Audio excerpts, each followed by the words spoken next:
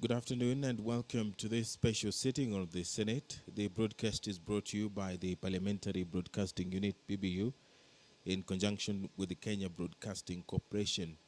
This broadcast is also available on YouTube, courtesy of the Parliament of Kenya YouTube channel. My name is Edward Kabasa. We'll take a look at the order of business this afternoon. There will be a communication from the chair, followed by notices of motion, and then after there will be the reading of the charges on the proposed removal from office by impeachment of Honorable Ferdinand Ndung'u Waititu Babayao, Governor of Kiambu County. At order number 4 is a motion by the chairperson ad hoc committee to investigate the managed medical equipment service, and it is on the extension of mandate of the committee. That aware that the Senate resolved to establish a select committee comprising 9 senators to investigate and establish the facts surrounding the leasing of the medical equipment in the now 119 beneficiary hospitals countrywide, and appreciating that the mandate of the select committee lapsed on Thursday, 26th December 2019, regretting that due to heavy workload and sheer magnitude of the assignment, the committee is yet to table its report in the House and requires more time to conduct a further and thorough inquiry into the subject matter of its mandate. Now, therefore, the Senate resolves to renew the mandate of the committee by a further period of 45 days to enable it to conclude its work and table its report in the House. That motion will be moved by the chairperson ad hoc committee to investigate the managed medical equipment service. The Senate Majority Leader this afternoon will also move a motion, and the motion is on the establishment of a select committee to investigate the proposed removal from office by impeachment of the Governor of Kiambu County. That whereas pursuant to Article 181 of the Constitution and Section 33 of the County Government Act 2012, on 19th December 2019, the County Assembly of Kiambu approved a motion to remove from office by impeachment the Governor of Kiambu County. And further, whereas by letter reference number CAK 1/1910, dated 20th December 2019, and received in the office of the Speaker of the Senate on Monday, 23rd December 2019, the Speaker of the County Assembly of Kiambu informed the Speaker of the Senate of the approval of the motion by the County Assembly, and further forwarded to the Speaker of the Senate documents in evidence of the proceedings of the Assembly. And whereas pursuant to Section 33, subsection 3B of the County Government Act 2012 and Standing Order 75, subsection 1B of the Senate by resolution may appoint a special committee comprising of 8 members to investigate the matter. Now, therefore, pursuant to Section 33, subsection 3B of the County Government Act 2012 and Standing Order 75, subsection 1B, Roman 1, the Senate resolves to establish a special committee comprising the Senator for Kakamega County, Senator Cleophas Malala, as the chairperson, Senator for Nakuru County, Senator Susan Kihika, as the vice chairperson, nominated Senator Sylvia Kasanga, member, Senator Mohamed Faki of Mombasa County, member, the Senator for Nyamira County, Senator Okongo Mogeni, the Senator for Kisumu County, Senator Frederick Outa, the Senator for Marsabit County, Senator Argura Godana, the Senator for Kericho County, Senator Arion Cheriot, the Senator for Lamu County, Senator Anwar Olei Tiptip, the Senator for Meru, Senator Mithika Linturi, and finally nominated Senator Iman Falhada. This committee, if approved by the Senate, will investigate the proposed removal from office by impeachment of the Governor of Kiambu County and will report to the Senate within 10 days pursuant to Standing Order 75, subsection 2 of its appointment, on whether it finds the particulars of the allegations to have been substantiated. This House this afternoon will debate this particular motion and it will consider the nomination of these 11 senators who will be sitting in that particular committee charged with the responsibility of investigating the impeachment of Governor of Kiambu County, Governor Ferdinand Waititu. If you're just joining us, this is a special sitting of the Senate. The Senate Speaker, Kenneth Lusaka, who gazetted this particular sitting, has walked into the chambers. Now I will hand you over for the proceedings. My name is Edward Kabasa. Good afternoon.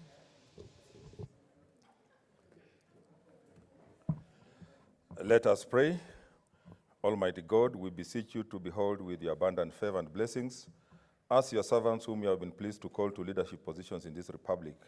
We seek guidance to treat and consider all matters that shall come under our deliberation in so just and faithful a manner as to advance the peace, prosperity, and welfare of our country and of those whose interests you have committed to our charge. Amen.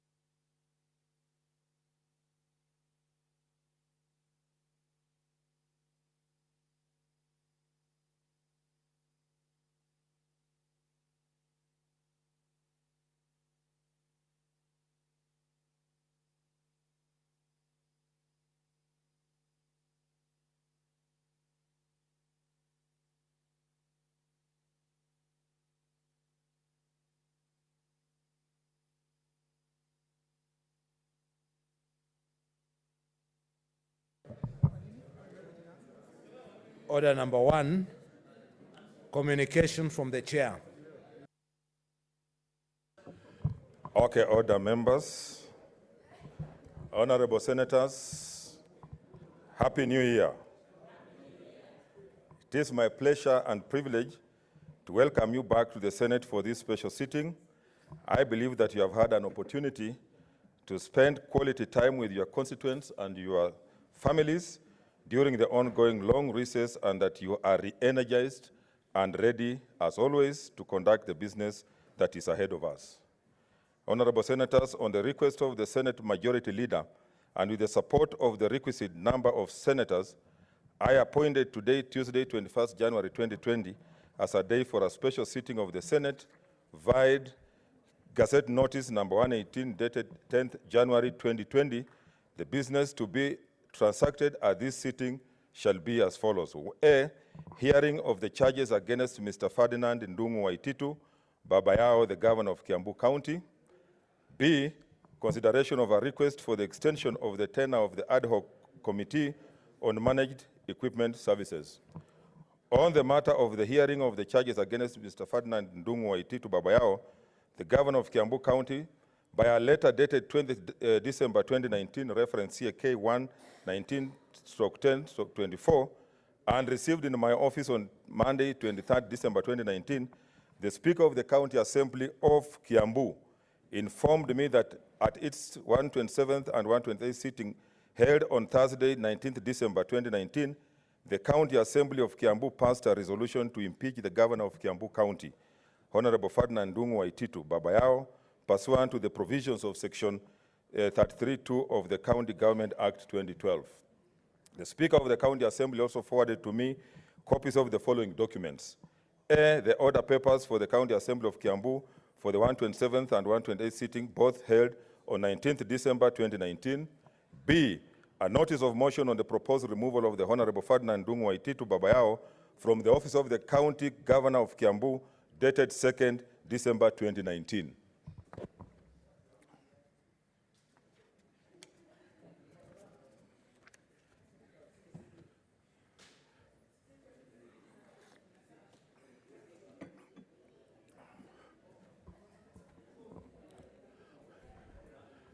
Leader, take your positions.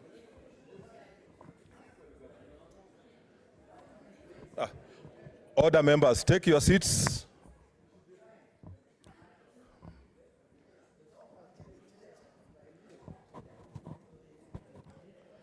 C, I continue, C was copies of documents containing the grounds and particulars on which the proposal for impeachment was made.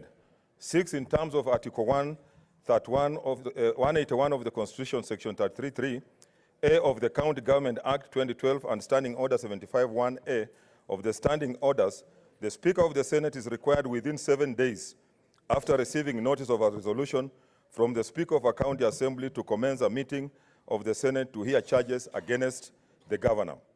7, Honorable Senators, the letter of the Speaker of the County Assembly of Kiambu and the accompanying documents were received in my office on 23rd December 2019, while the Senate was on the long recess following conclusion of the third session of 5th December 2019. Honorable Senators, as you may be aware, some concerns have been expressed as to the appropriate date on which the sitting of the Senate to hear the charges against the Governor of Kiambu County ought to have been held, with some commentators suggesting that despite the Senate recess, a special sitting ought to have been convened and held within 7 days of the date of receipt of the resolution from the Speaker of the County Assembly, which would have worked to a special sitting being held on or before 30th December 2019. Owing to the importance of the impeachment process as a tool of oversight and for bringing to account public leaders and the Senate's central role in this process, it is important that I make a brief comment on this matter.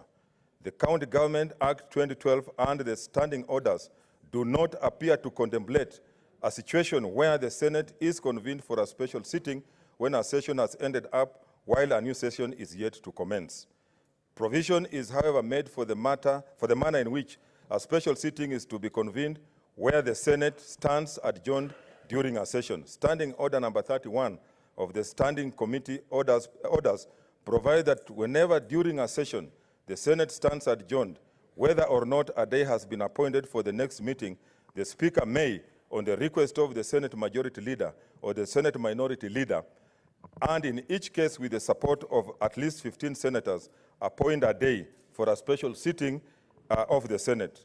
Honorable Senators, in the absence of specific provisions and taking into account our precedents in previous matters, the Senate leadership consulted appropriately and on the request of the Senate Majority Leader, applying Standing Order number 31 with the necessary modifications and Standing Order number 1, I appointed the present date as the date for this special sitting.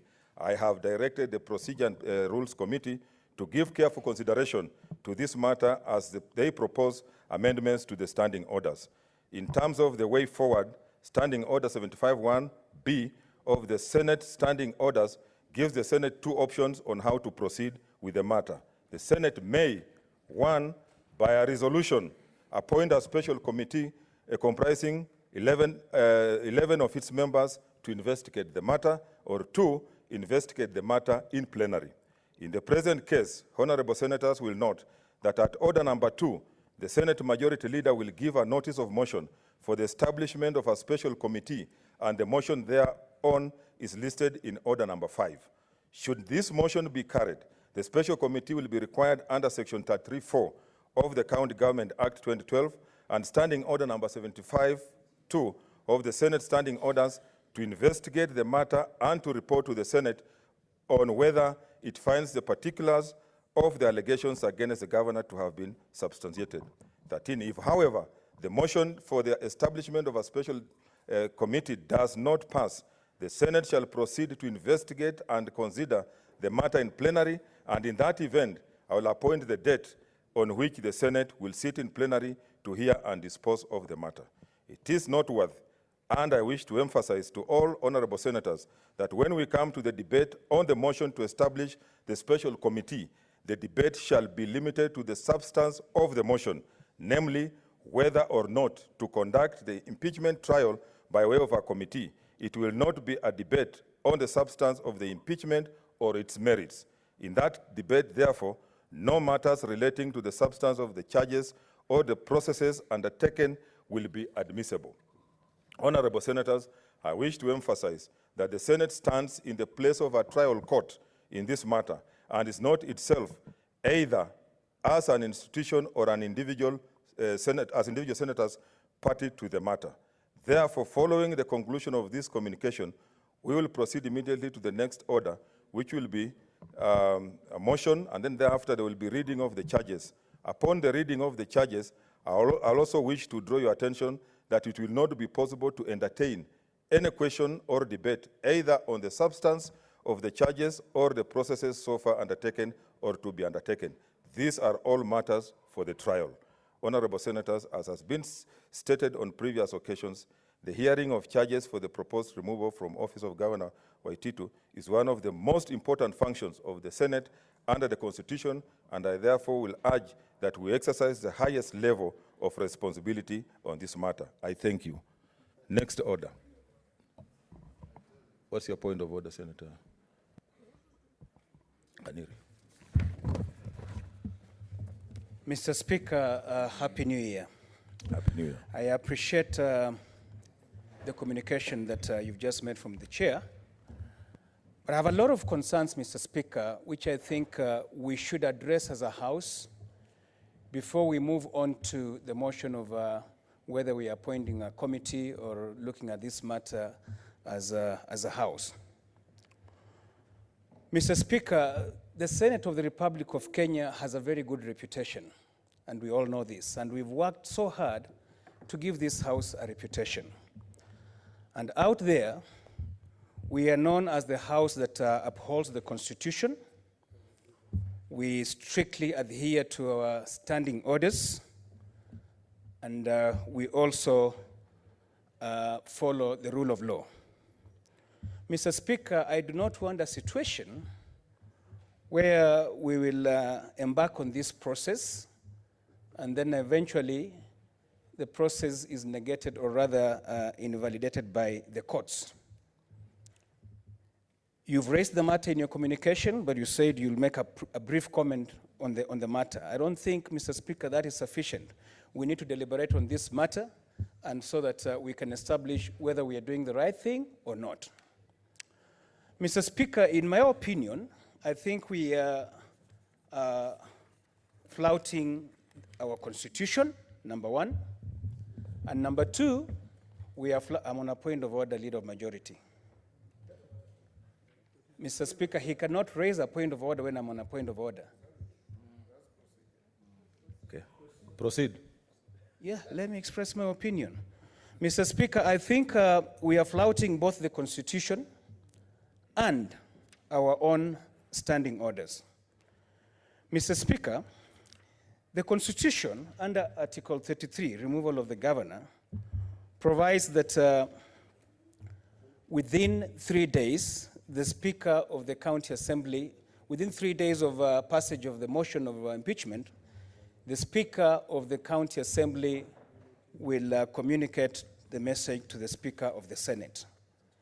The records that I'm looking at, Mr. Speaker, is that this motion of impeachment was passed on the 19th, and the communication to you was on the 23rd. That is number one. They did not act within the provided timelines that are there in the Constitution. Mr. Speaker, the Senator, second I issue... think, order. Yes, just a minute, yes. Just a minute, yes.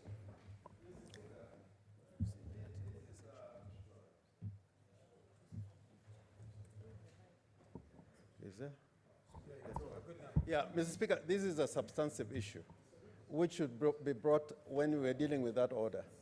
The order that you have dealt with is just reading of a communication. The notice of motion has not been given. So the matter is not even properly before the House. It has not been moved. It has not been seconded. So, Mr. Speaker, I think these issues should be addressed at the appropriate time, and we're prepared to make responses to it. But I think it is being brought at an inappropriate time. In fact, order. That's what I was going to say, that one, we must notice that we are the court. And the matters that you are raising, like I've said, have not come by. And if it's a concern, it should be raised by the parties that are going to be in the matter, but not because as we sit here, we are going to constitute the court that is going to hear this matter. So therefore, let us proceed. Next order. I forgot to say, Mr. Speaker, the Honorable Senator for Vihiga is already dealing with matters of evidence. Yeah, and he cannot be seen to be offering evidence, and the parties are going to come here to give that evidence. Unless he wants to join yeah, and be a witness. Yes. No, actually, not even a defense lawyer. He should be a witness. Yeah, because during trial, those issues will be traversed. When were they received? When was the resolution given? All that is going to be conversed. But I think this is preempting the whole. Yeah, that's why I've said, honorable senators, Senator Murkomen. Mr. Speaker, is it not true, if I heard your communication clearly, which I was expecting Senator George Kaniri, who is properly known to be a stickler to the rules, if Mr. Speaker, he was listening to your communication was very clear.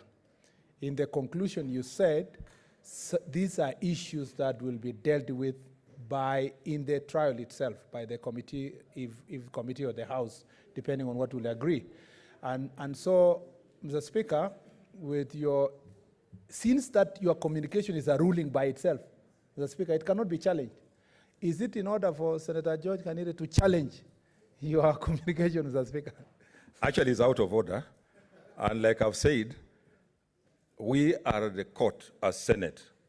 You are the ones who are going to hear this either as plenary or through a committee that you will appoint, like I've said in my communication.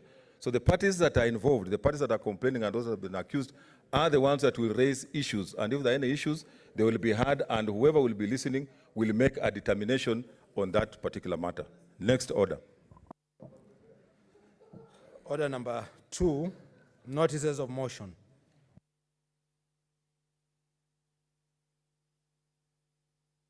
Leader of majority.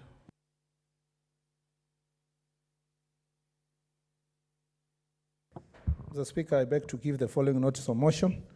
That aware that the Senate resolved to establish a select committee comprising of 9 senators to investigate the to investigate and establish the facts surrounding the leasing of the medical equipment in the now 119 beneficiary hospitals countrywide, appreciating that the mandate of the select committee lapsed on Thursday, 26th December 2019, regretting that due to heavy workload and sheer magnitude of assignment, the committee is yet to table its report in the House and require more time to conduct further and thorough inquiry into the subject matter of this mandate. Now, therefore, the Senate resolves to renew the mandate of the committee for a further period of 45 days to enable it to conclude its work and table its report in the House. I thank you, Mr. Speaker. Next, Leader of Majority, continue. Mr. Speaker, I beg to give this other notice of motion. Mr. Speaker, that whereas pursuant to Article 181 of the Constitution and Section 33 of the County Government Act 2012, and Mr. Speaker, there is a loud consultation around minority leader. Mr. Speaker, that whereas pursuant to Article 181 of the Constitution and Section 33 of the County Government Act 2012 and 19 December 2019, the County Assembly of Kiampu approved a motion to remove the office by impeachment the governor of Kiambu County, and further, whereas by letter reference number CAK/1/19/10 in bracket 24, dated 20 December 2014, and received in the office of the Speaker of the Senate on Monday, 23rd December 2019, the Speaker of the County Assembly of Kiambu informed the Speaker of the Senate of the approval of the motion by the County Assembly, and further forwarded to the Speaker of the Senate documents in evidence on the proceeding of the Assembly. And whereas pursuant to Section 33(3)(b) of the County Government Act 2012 and Standing Order 75(1)(b) of the Senate by resolution may appoint a special committee comprising 11 of its members to investigate the matter. Now, therefore, pursuant to Section 33(3)(b) of the County Government Act 2012 and Standing Order 75(1)(b)(1), the Senate resolves to establish a special committee comprising of Senator Cleophas Malala, MP, Chairperson, Senator Susan Kiika, MP, Vice Chairperson, Senator Architect Sylvia Kasanga, MP, Senator Mohamed Faki, MP, Senator Eric Okongo Mogeni, Senior Counsel, MP, Senator Frederick Outa, MP, Senator Engineer Hargura Ogodana, MP, Senator Haron Cheruiyot, MP, Senator Anwar Ole Tiptip, MP, Senator Mitika Linturi, MP, and Senator Iman Falhada, MP, to investigate the proposed removal from the office by impeachment of the governor of Kiambu County and to report to the Senate within 10 days, pursuant to Standing Order 75(2) of its appointment, on whether it finds the particulars of the allegation to have been substantiated.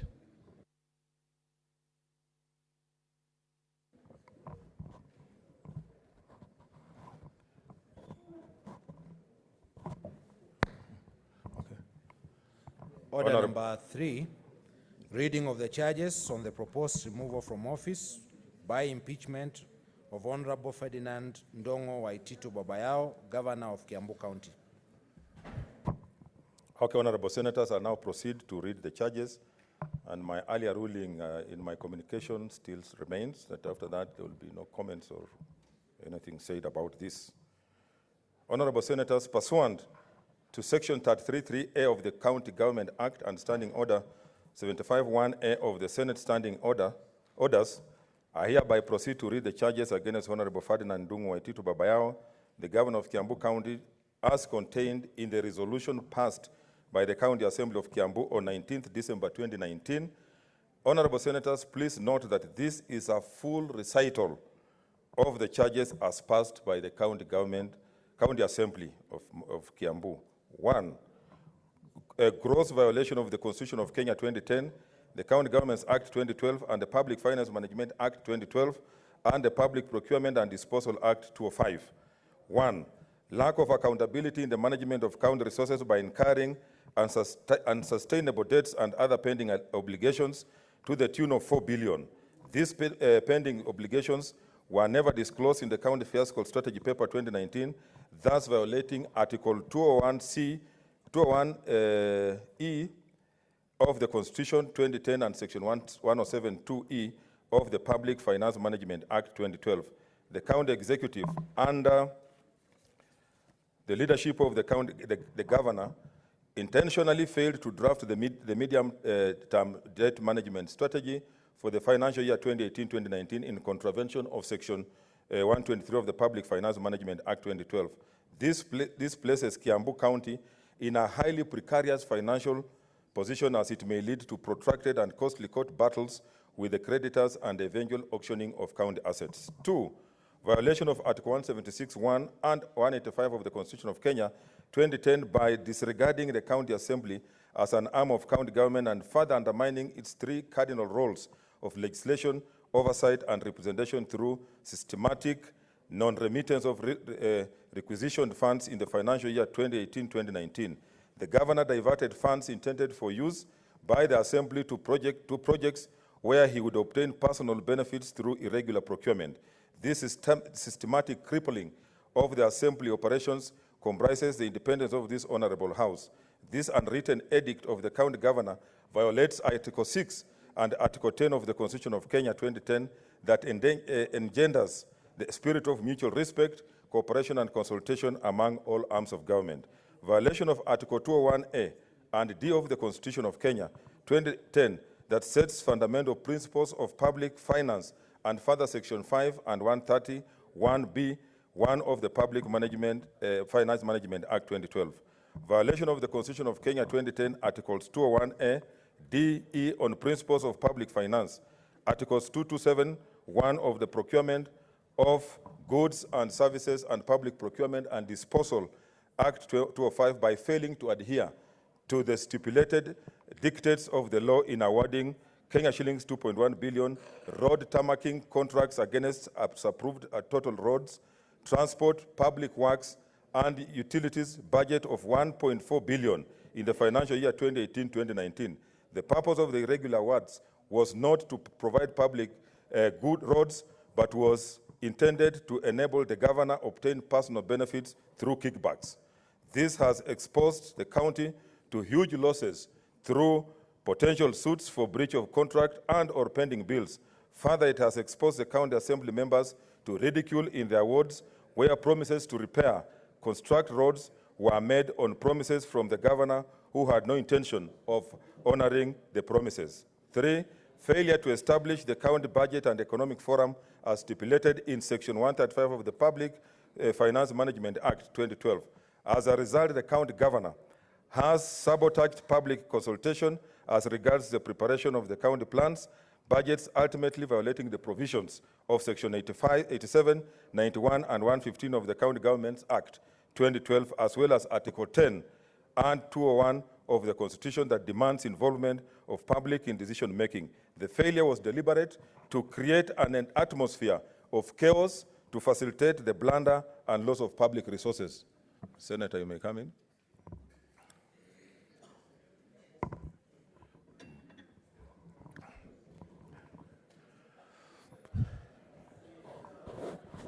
Take your seat.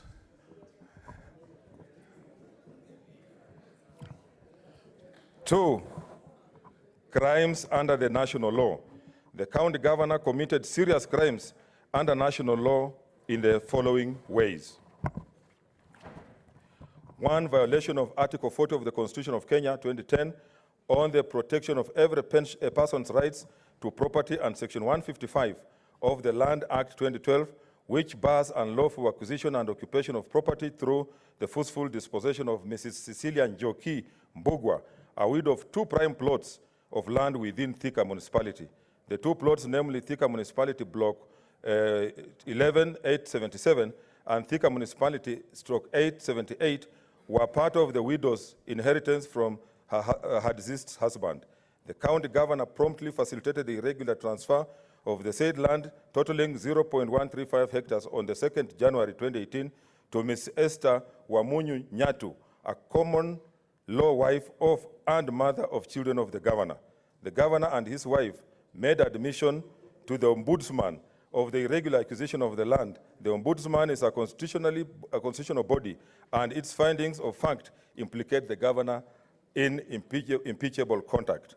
3, abuse of office and gross misconduct. The county governor exhibited gross misconduct in the following ways. 1, conflict of interest and contravention of Public Procurement and Disposal Act 205, influencing the award of lucrative tenders to companies associated with immediate family and close relatives. 2, violation of Section 74 of the County Government Act 2012 by usurping the powers of the County Public Service Board to regulate the engagement of persons on contract, volunteers, and casual workers in the county of Kiambu by directly creating directorates and hiring staff on casual basis as directors and assistant directors, as well as all as sub-county administrators and ward administrators. Further to this, the county governor has hired over 600 casuals without the involvement of the Public Service Board. Upon realizing that he had broken the law, the governor caused all the said staff to be fired, exposing the county to risk of multiple suits and loss of public funds. 3, violation of Article 2265 of the Constitution of Kenya 2010 through the imprudent use of public funds in payment of staff without authorized staff establishment records as required under Section B52 of the County Public Service Human Resource Manual. Examination of the staff records and payroll by the Auditor General in 2017-2018 audit reveals that the county has employed 706 new employees yet there were no positions advertised in the newspapers declaring vacant positions. 4, incurring outstanding wage bill above the expected threshold of 35% in contravention of Regulation 25(1)B of the Public Finance Management County Government Regulation of 2015. The statement of receipts and payment on wages and benefits for public officers serving in Kiambu County Government for the financial year 2017-2018 was 5.9 billion, while the actual revenue collected during the year under review was 12.6 billion, an indication that the percentage of wages and benefits of public officers to the total revenue was 47%. The net effect of the above audited scenarios is an unsustainable bloated wage bill. Therefore, revenue collected is used to finance wages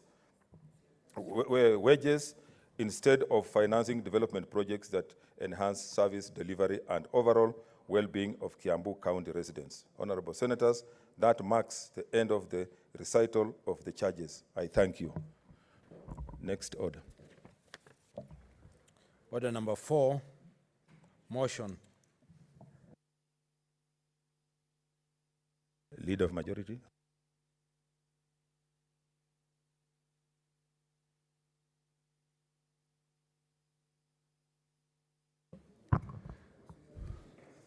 Mr. Speaker, I beg to move the following motion: that aware that the Senate resolved to establish a select committee comprising of 9 senators to investigate and establish the facts surrounding the leasing of the medical equipment in now 119 beneficiary hospitals countrywide, appreciating that the mandate of the select committee lapsed on Thursday, 26 December 2019, regretting that due to the heavy workload and sheer magnitude of the assignment, the committee is yet to table its report in the House and require more time to conduct a further and thorough inquiry into the subject matter of its mandate. Now, therefore, the Senate resolves to renew the mandate of the committee by a further period of 45 days to enable it to conclude its work and table its report in the House. Mr. Speaker, this is a more or less straightforward request by the Select Committee. Mr. Speaker, you know, as a leadership and the Senate Senate Business Committee, we have seen the request. The request of the committee written to us, Mr. Speaker, is reasonable. And I want to say this: if there is something that I'm very proud of this committee, chaired by Senator Fatuma Dulo and deputized by Senator Wetangula, that this committee and the members of this committee should be very proud of themselves. Because, Mr. Speaker, they have done a thorough job. And I'm saying this as a leader in this House because I've interacted with them.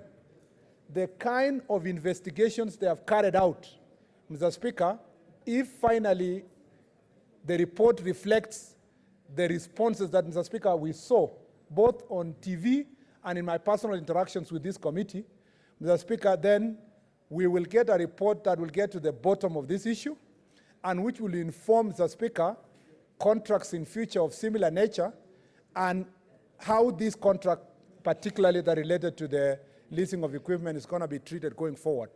And Mr. Speaker, I don't want to go to the substance because it will be against our standing orders to discuss the issues. I'm just saying, from observing, Mr. Speaker, what they have done a fantastic job. There are some people who are saying, Mr. Speaker, we should not extend their time. Mr. Speaker, unless you are part of the saboteurs and those, Mr. Speaker, who want to make it difficult for this committee to nail, Mr. Speaker, those who misappropriated public funds or who flaunted the law, Mr. Speaker, there is no other way the committee can even meet to write a report. Mr. Speaker, we must give them the necessary time and opportunity to get through all this process and come back to this House, Mr. Speaker, with a fantastic report. 45 days, Mr. Speaker, is reasonable. That means that gives us up to latest March this year, which is less than 3 weeks from the time we will have come back, so that, Mr. Speaker, the beginning of March, we should have a report that this House can debate and the resolutions that can be implemented. I've been whispered to by members of the committee, Mr. Speaker, that they think that a lot of what is now going on in the ministry and the engagement that is taking place between the ministry and county governments have been informed by the deliberations that have been put in public domain by the committee. And I don't want to say further than that, Mr. Speaker, that anything that is happening around the Ministry of Health and the relationship that the ministry is having with counties has been, Mr. Speaker, occasioned by this very important committee. So, since we have a more important agenda coming up, I don't think this is a matter we should spend a lot of time on. I just limit my comments to requesting the House, because it's a procedural motion, if I'm not wrong. I don't think it's a procedural motion, so it's a high kind of a motion. We dispense with this motion so that we can go to the other business that we came to do here. Mr. Speaker, for that, I'd like to move and invite the Senate Minority Leader, Mr. Speaker, to second.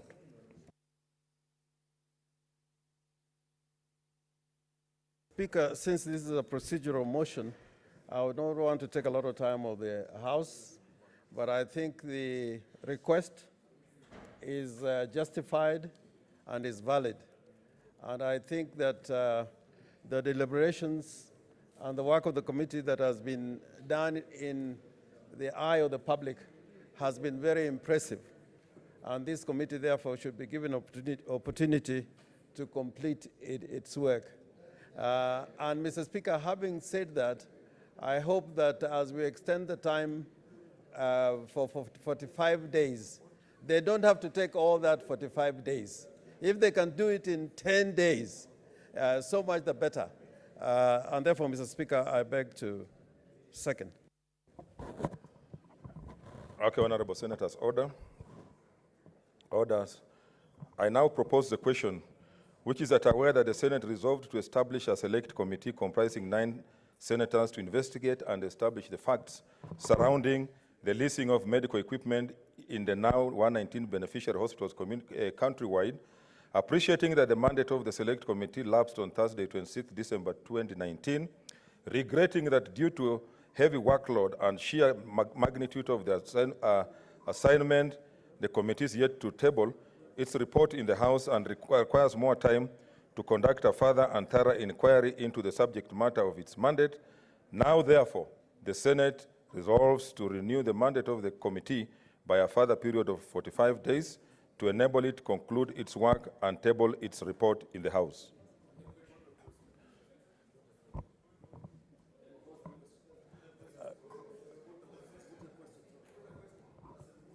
Which one? But I can see people here. No. No.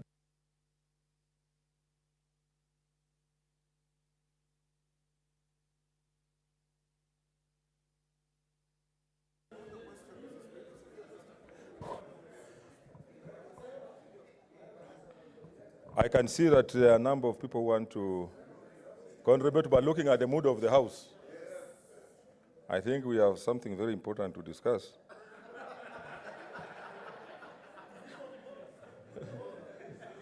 It is important, but we have something more important. Okay, I now put the question, which is that aware that the Senate resolved to establish a select order,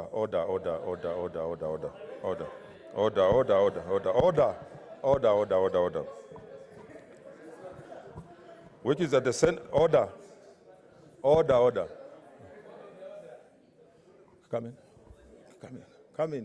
Come in, senators.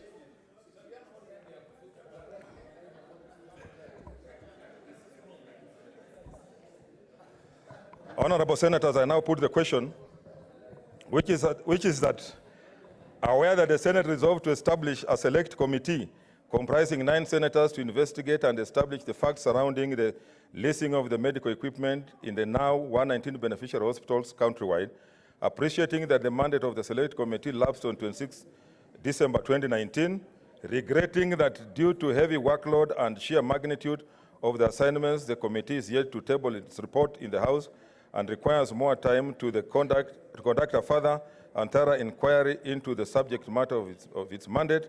Now, therefore, the Senate resolves to review the mandate of the committee by a further period of 45 days to enable it conclude its work and enable its report and table its report in the House. As many are of that opinion, say aye. As many are opposed to it, say nay. No. The ayes have it. Next order.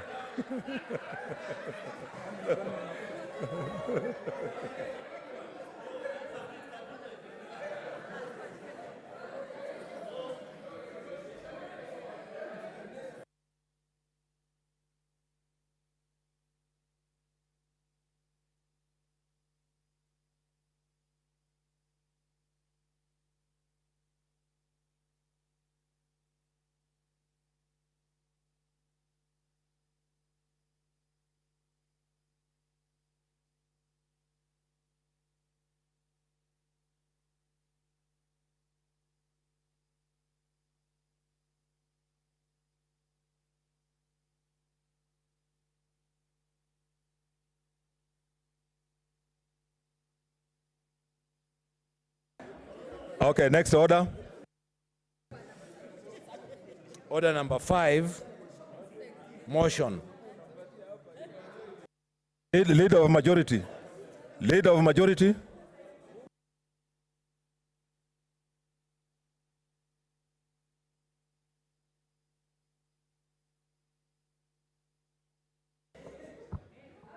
The Speaker, there is a lot of excitement in the House.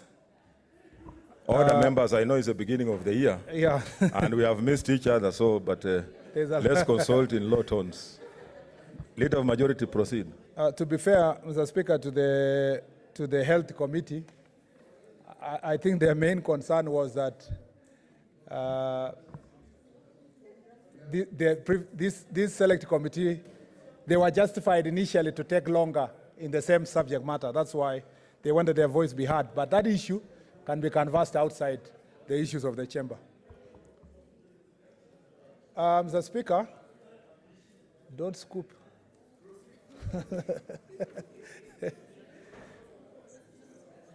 Senator, Mr. Speaker, Senator Sionga, scoop, Mr. Speaker, famously. I'd like to move Mr. Speaker, the following motion. That whereas pursuant to Article 181 of the Constitution and Section 33 of the County Government Act, 2012 on 19 December 2019, the County Assembly of Kiambu approved a motion to remove from office by impeachment the Governor of Kiambu County. And further, whereas by letter reference number CAK/1/19/10, bracket 24, dated 20th December 2019, and received in the office of the Speaker of the Senate on Monday, on 23rd December 2019, the Speaker of the County Assembly of Kiambu informed the Speaker of the Senate of the approval of the motion by the County Assembly and further forward to the Speaker of the Senate documents in evidence of proceeding of the Assembly. And whereas pursuant to Section 33 of the County Government Act 2012 and Standing Order 75(1)B of the Senate by resolution may appoint a special committee comprising 11 of its members to investigate the matter. Now, therefore, pursuant to Section 33(3)B of the County Government Act 2012 and Standing Order 75(1)B1, the Senate resolves to establish a special committee comprising of Senator Cleophas Malala, MP, Chairperson, Senator Susan Kiika, MP, Vice Chairperson, Senator Architect Sylvia Kasanga, MP, Senator Mohamed Faki, MP, Senator Eric Okongo Omogeni, Senior Counsel, MP, Senator Frederick Outa, MP, Senator Engineer Argura Godana, MP, Senator Aaron Cheriot, MP, Senator Anwar Ole Tiptip, MP, Senator Mithika Linturi, MP, and Senator Iman Falada, MP, to investigate the proposed removal from office by the impeachment of the Governor of Kiambu County, and to report to the Senate within 10 days, pursuant to Standing Order 75(2) of this appointment, on whether it finds the particulars of the allegation to have been substantiated. Mr. Speaker, you have enumerated in your, Mr. Speaker, communication how we received the report from the County Assembly of Kiambu and the charges and the communication and how we found ourselves in this situation that we are here. Mr. Speaker, I will abide by your orders in your statement that we are not going to canvass anything about the process, both in the County Assembly of Kiambu, despite the fact that I got a note, a letter, copy to me from the Speaker of the County Assembly of Kiambu, not the Speaker, but the Governor of Kiambu through his advocate on the process of the County Assembly in Kiambu, which, Mr. Speaker, rightfully you communicated to us in the Senate Business Committee that such communication will have to be channeled to the committee to investigate. I will not also go to the details on the procedure we follow to be here, because again, as you've ruled earlier, that is an issue that will be canvassed in the committee. Mr. Speaker, I will just address 2 or 3 things about use of committee, Mr. Speaker, for investigation. Number 1. Order, members. Order, members. Let's consult. You know, the leader of majority is super senator. You have ended with a lot of excitement, but let's listen to the leader of majority. He's making an important point. Thank you, Mr. Speaker. Mr. Speaker, number 1 is that we are a committee system. And as a house that relies on its committees to transact its business, the Senate Business Committee came to the conclusion that, Mr. Speaker, the House is better advised and guided through a committee process. Number 2, Mr. Speaker, looking at the charges that were before us, the listing of those charges, the already preliminary statements from the parties to this process. Mr. Speaker, having 67 senators all asking questions on those subject matter would mean, Mr. Speaker, we will need more than the 10 days, and we might need more than 4 hearing, Mr. Speaker, sessions to be able to deal with the issues that are involved. The Senate benefits from its tradition. And of the 8 or so impeachments we have dealt with, only 1 impeachment, Mr. Speaker, that involved Governor Gachagua, Mr. Speaker, is the one we did it as a plenary. And even then, Mr. Speaker, we had to do it expeditiously because the governor had been brought straight from hospital bed to the chambers of this house, and everyone here was panicking whether spending longer time would jeopardize the health of the governor. So, Mr. Speaker, that procedure became so expedited and became, Mr. Speaker, to a great extent, a process that even up to now, we don't have a serious report because we do not have an in-depth analysis of the issues that were dealt with in the impeachment of Governor Gachagua by this chamber. Mr. Speaker, every time impeachment is brought to this House, the debate has always been by those who, Mr. Speaker, are pursuing partisan agenda, always say the Senate is on trial. Or sometimes the Speaker is that the Senate is under watch. Mr. Speaker, there are more important business we do in this House that Senate always does every day, including division of revenue and county allocation of revenue, Mr. Speaker. We don't become suddenly more important, or that this business doesn't become so important because a governor is being impeached. Mr. Speaker, when the governor of Taita Taveta was brought to these chambers, there was a lot of lobbying left, right, and center. And I can say this, Mr. Speaker, as a leader in this House. Lobbying by politicians from outside, lobbying by citizens from Taita Taveta, lobbying from friends of the governor, lobbying from friends of the county assembly speaker. But, Mr. Speaker, we said in this House, we are not going to do an impeachment for the expediency's sake. And I want to thank the team that was led by Senator of Kiambu, Mr. Speaker, of Embu, Mr. Speaker, Senator Ndwika, and Senator of Kirinyaga was there, Kirubi, among others, for a job well done. Because, Mr. Speaker, they never listened to public pressure or external issues and so forth.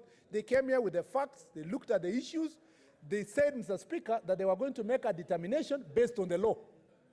And, Mr. Speaker, I remember that time saying this: impeachment alone does not become successful because the governor has been impeached.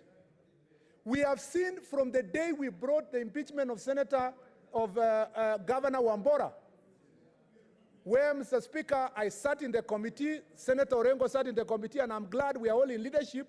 We now have experience on that matter, that as a result of the pushing of the impeachment of Governor Wambora, I can tell you, Mr. Speaker, if Governor Wambora was honest, he would come and thank this Senate.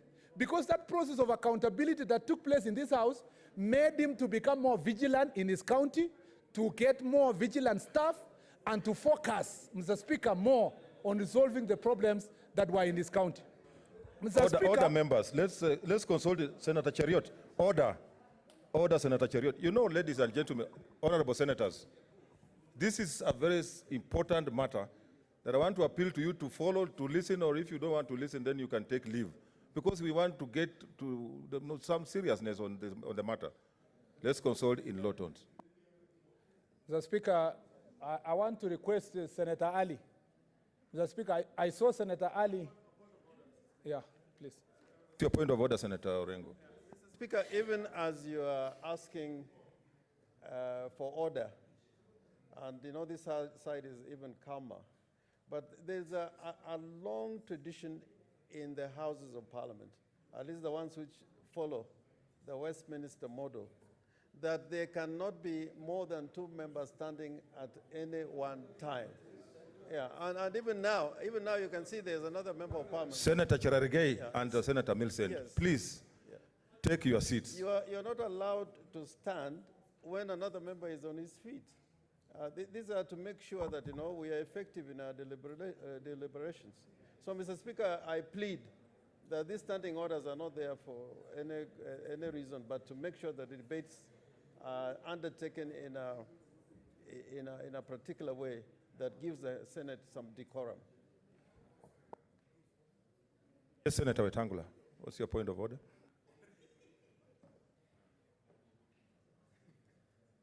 Speaker, allow me to add my voice to that. Mr. Speaker, this afternoon, this House is not sitting just in its legislative mandate. We are sitting as a quasi-judicial organ. This is a court now. And Mr. Speaker, for those who have not been to court, when proceedings are going on, nobody talks, nobody laughs, nobody moves up and down without any proper reason. And we want to hear what the majority leader is telling us. Somebody's life is online. Somebody's future is online. Somebody's reputation is online. And we must give a fair hearing with decorum, in silence, so that those of us who will contribute, we want to contribute from information that we are listening to. Not to be disrupted by people walking up and down. We know it's excitement because we are from holiday. But please, let's keep that excitement out of the chamber. Thank you, Senator Wetangula. Just to add on that, you know, the whole world is watching us and will be judged by how we conduct ourselves. Leader of majority, proceed. Speaker, I was at the point where I was saying Senator Orengo and I served in the first impeachment committee. And Mr. Speaker, I was reiterating the fact that even where the Senator Wambora survived through court processes, Mr. Speaker, throughout his entire first term, he must thank this House. Thank this House because that process of accountability makes them wake up, Mr. Speaker, to the reality that things are not right in their counties, and Mr. Speaker are able to go and sit back and solve their problems with their counties and county assemblies. When the impeachment of Senator Honorable Chepkonyi in Kericho came, Mr. Speaker, he was not impeached finally by this House. But thereafter, Governor Chepkonyi was re-elected resoundingly, Mr. Speaker, because he went back to his county, put things in order, Mr. Speaker, to enable him to be able to impress the people who voted for them. Mr. Speaker, the impeachment of the governor of Taita Taveta did not succeed in this House, Mr. Speaker. But, Mr. Speaker, have you heard any noise again from Taita Taveta County? Mr. Speaker, we are told even before the impeachment proceedings ended, the county governor and the county assembly members quickly convened a meeting and agreed on how to take the budgeting process forward. And we don't hear any more noise from county of Taita Taveta, Mr. Speaker. Sometimes, of course, you can attribute it to other factors, but this House, Mr. Speaker, through impeachment, has demonstrated effectively, Mr. Speaker, that impeachment as a process of accountability is able to change course and change service delivery in counties, Mr. Speaker. So, Mr. Speaker, we are saying here that we are not, as a Senate, on trial. We are not on trial from anybody. The people who come here are coming to meet a Senate that is united in resolution, Mr. Speaker, to deal what they want to do. Let me confess this. When the impeachment of the governor of Taita Taveta came to this house, Mr. Speaker, the governor and many other characters said, Mr. Speaker, Senator Murkomen has organized and planned, because he's the majority side, that he must be impeached because of other auxiliary factors and politics out there. Mr. Speaker, I spoke in these chambers and I told this house that since I joined this house as a senator, Mr. Speaker, this house has always stood firm on matters of accountability and devolution.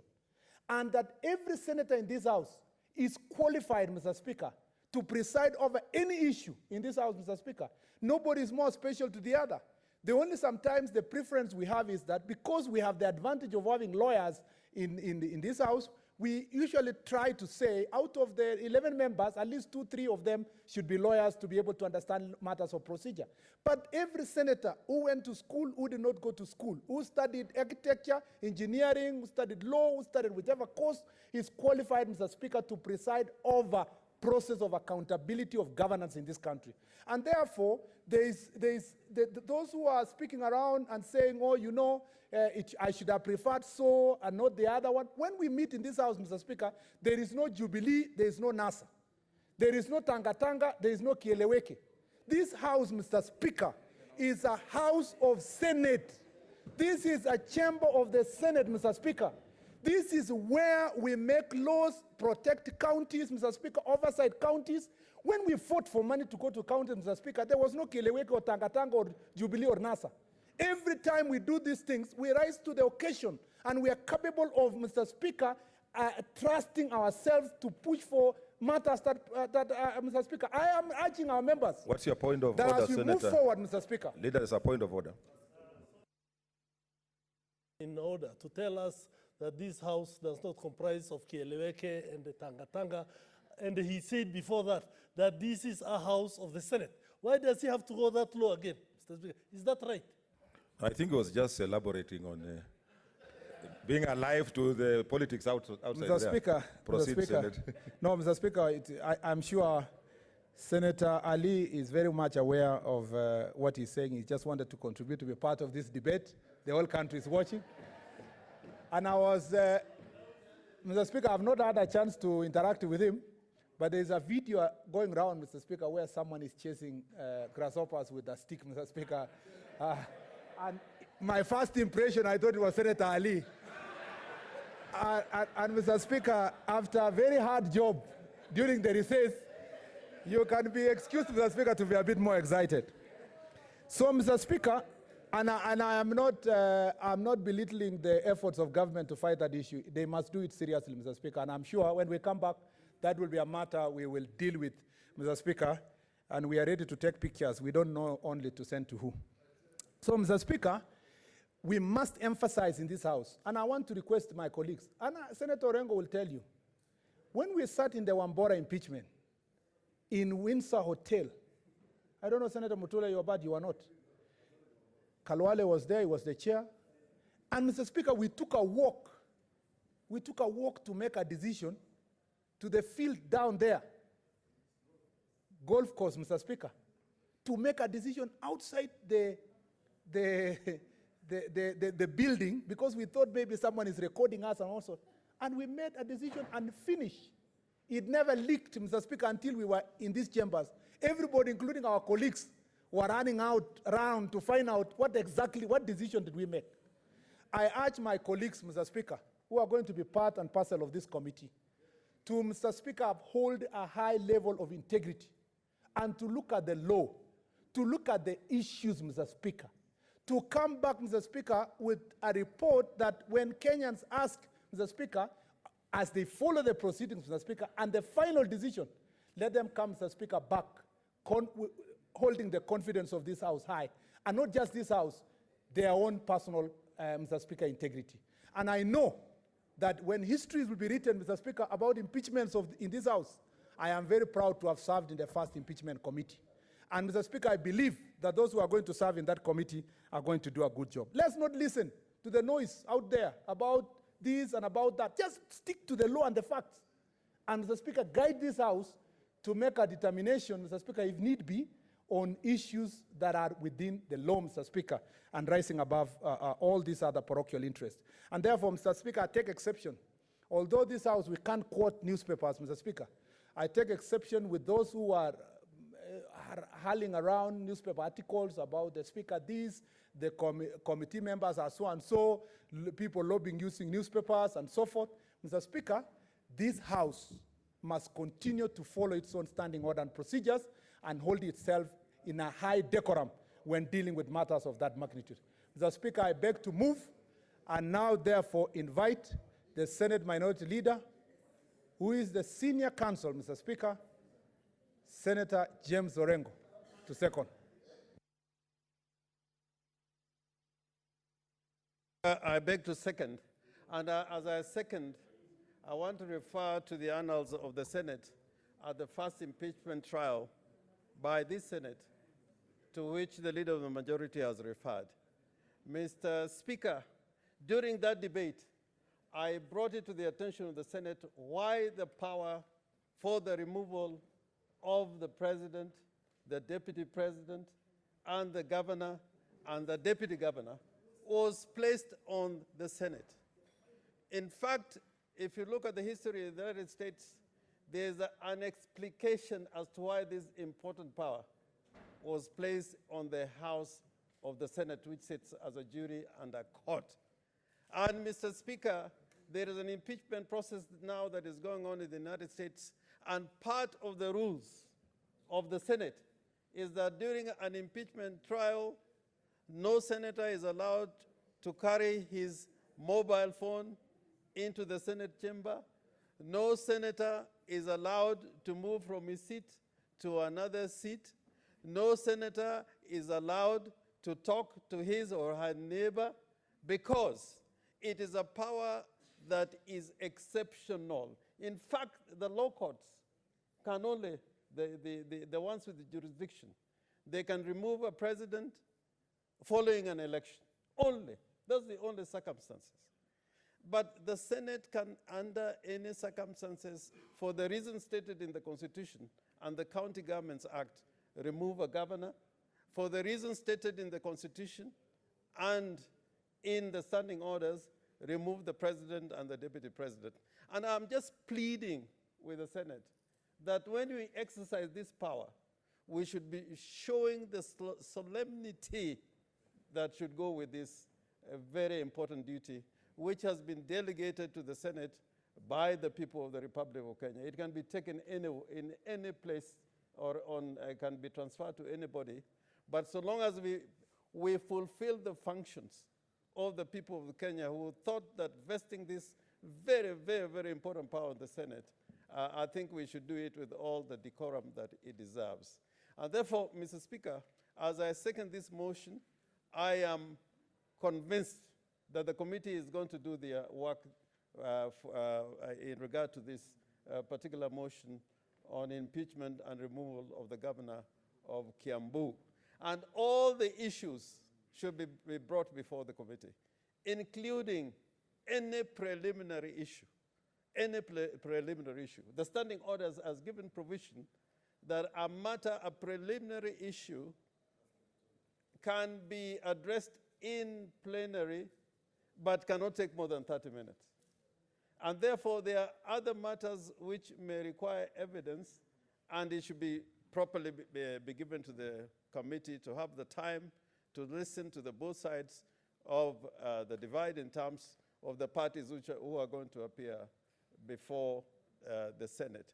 And therefore, Mr. Speaker, I would urge us, and I think this has been spoken, that because of the authority of the Senate and the integrity of the Senate over the period that we have had the Senate, especially the Senate that was created after the promulgation of the Constitution 2010.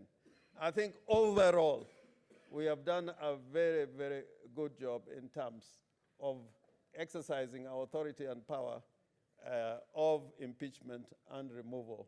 And the difference is from other jurisdictions that we perform a dual role. We prosecute not in terms of taking the place of the parties before us, and we make the decisions. And the presiding officer, of course, is the Speaker of the Senate. And therefore, I would want the public out there, and there may be a lot of stories that will be said here and there, but I believe that overall we have carried out our responsibility with integrity. And on this particular one, let it not be said that any particular issue that should appear before that committee or should appear before the Senate was disregarded, whether it is procedural or substantive. All those matters should be taken before the Senate. And Mr. Speaker, in conclusion, I just wanted, and I'm just saying this in terms of what you said at the beginning during the communication from the chair. Mr. Speaker, the standing orders of the Senate flow from the Constitution, Article 124. In fact, in my view, the standing orders has got the same authority of any statute or any legislation. The only difference is that they don't receive presidential assent and they don't go through the first, second reading, but our standing orders also subjected to public participation. And in observance of those standing orders, Mr. Speaker, it is important to note that the standing orders are the ones which provide for what happens when the Senate is in recess and when the Senate is not in session because of the calendar of the Senate, which is gazetted for public information. And Mr. Speaker, you do not have power to convene the Senate when we are out on recess in terms of the calendar of the Senate. The only way you can convene the Senate is by requisition of at least 15 members, which is triggered by the leader of the minority or the leader of the majority. And therefore, when we're in recess outside the calendar, the normal calendar of the Senate, your hands are tied. You need to be moved. You need to be triggered for us to convene. I know the statute says that, upon receiving notice, you should convene the Senate. But when the Senate is in recess following the calendar, at that particular time, you don't have those powers unless that process is triggered by the leader of the minority or the leader of the majority with the support of 15 members. So a lot of these stories that are going around, I think people are not looking at the law and the standing orders properly. And therefore, Mr. Speaker, with those remarks, I look forward to the committee doing the work with integrity, with decorum, and let the matter finally, hopefully, come before the plenary for debate and determination. Thank you, Mr. Speaker. Honorable Senators, I now propose the question, which is that whereas pursuant to Article 181 of the Constitution and Section 33 of the County Government Act 2012, on 19th December 2019, the County Assembly of Kiambu approved a motion to remove from office by impeachment the Governor of Kiambu County. And further, whereas by letter reference number CAK/1/19/10/24 dated 20th December 2019 and received in the office of the Speaker of the Senate on Monday, 23rd December 2019, the Speaker of the County Assembly of Kiambu informed the Speaker of the Senate of the approval of the motion by the County Assembly and further forwarded to the Speaker of the Senate documents in evidence of the proceedings of the Assembly. And whereas pursuant to Section 33(3)(b) of the County Government Act 2012 and Standing Order 75(1)(b) of the Senate by resolution may appoint a special committee comprising 11 of its members to investigate the matter. Now therefore, pursuant to Section 33(3)(b) of the County Government Act 2012 and Standing Order 75(1)(b)(1), the Senate resolves to establish a special committee comprising of 1, Senator Cleophas Malala, MP Chairperson, 2, Senator Susan Kihika, MP Vice Chairperson, 3, Senator Architect Sylvia Kasanga, MP, 4, Senator Mohamed Faki, MP, 5, Senator Eric Okongo Omogenis, Senior Counsel, MP, 6, Senator Frederick Outa, MP, 7, Senator Engineer Harugura Godana, MP, 8, Senator Aaron Cheriot, MP, 9, Senator Anwar Oloitiptip, MP, 10, Senator Mithika Linturi, MP, and 11, Senator Imam Falhada, MP, to investigate the proposed removal from office by impeachment of the governor of Kiambu County and to report to the Senate within 10 days pursuant to Standing Order 75-2 of its appointment on whether it finds the particulars of the allegations to have been substantiated. Senator Mutula Kilonzo Jr.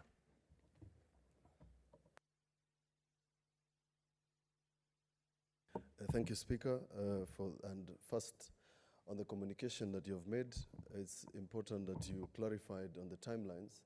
Mr. Speaker, maybe you're not aware, and I've now confirmed that senators do not follow Senator Murkomen on his Twitter handle, because immediately this impeachment happened, he advised the senators to cancel their holidays that we were going to see during Christmas, and I'm glad that we all defied. Otherwise, we'd have just sat here in Nairobi waiting for your communication. It's important for clarity, Mr. Speaker, because there's been speculation all over the place about the timelines and that the Senate has abetted or aided what would have been the acquittal of the governor in terms of time. And therefore, Mr. Speaker, that clarity is important. I thought that in my own view, and speaking as a legal practitioner, I think that your ruling should be adopted by the committee and becomes part and parcel of the report, so that for future reference, if we need to amend the standing orders to offer that clarity is clear. 2, on the members, I'm glad that, I don't know the wisdom of the majority leader to find some of our colleagues, but it's a good year. 2020, we're going to have Anwar Oloitiptip, who we have not seen in a long time.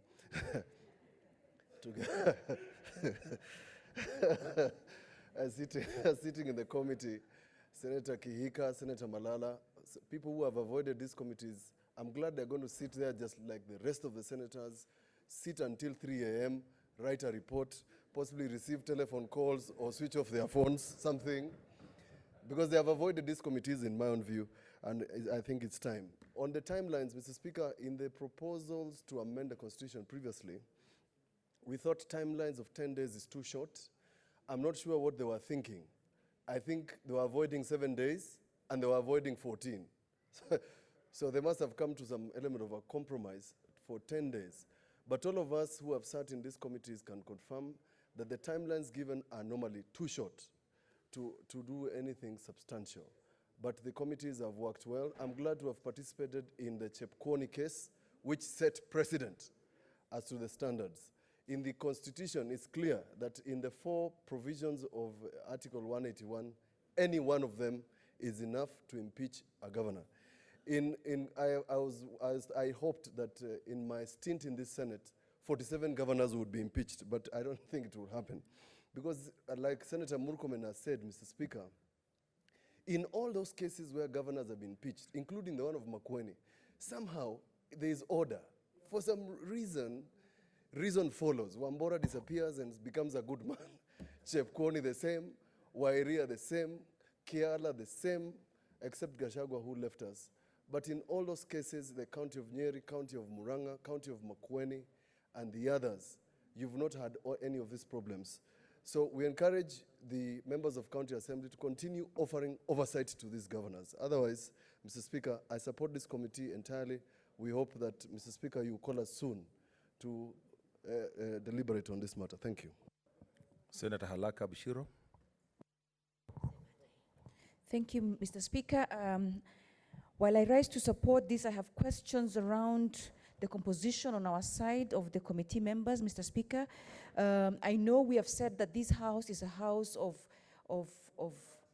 practice, a house of rules, and house that observes the rule of law, and the house that's going to uphold and make sure that the serious matter that's before us is going to be debated in a manner and investigated in a manner that is just, but also in a very competent manner. So I am wondering, do we have an opportunity or a window to have a plenary hearing as opposed to a committee hearing? Because this matter is very weighty. This matter is one that the Kenyans have really entrusted to us, and all of us as senators would like to be part of this process to make sure that justice is served to the people of Kiambu and to the people of this country, and that the plenary would do justice more than a few people, especially, you know, I have some questions around some of them who perhaps haven't been around for too long to even understand the processes of this House, Mr. Speaker. I would like to request this House, and I would like to say, please let us have a plenary so that all of us participate in this process and make sure that we do justice for this. Thank you, Mr. Speaker. Senator Amos Waku.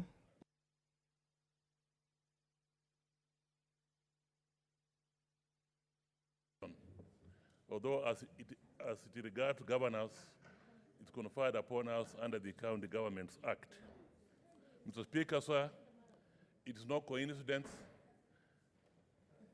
or it is a coincidence, that as we embark on this very important exercise, way there in the United States of America, they are also on this very, very day embarking on an impeachment trial of their president.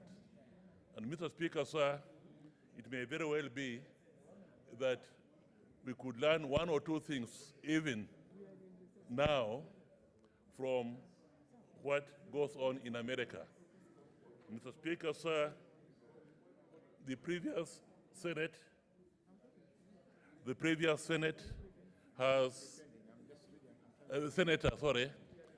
senator has talked about, let us do it in plenary.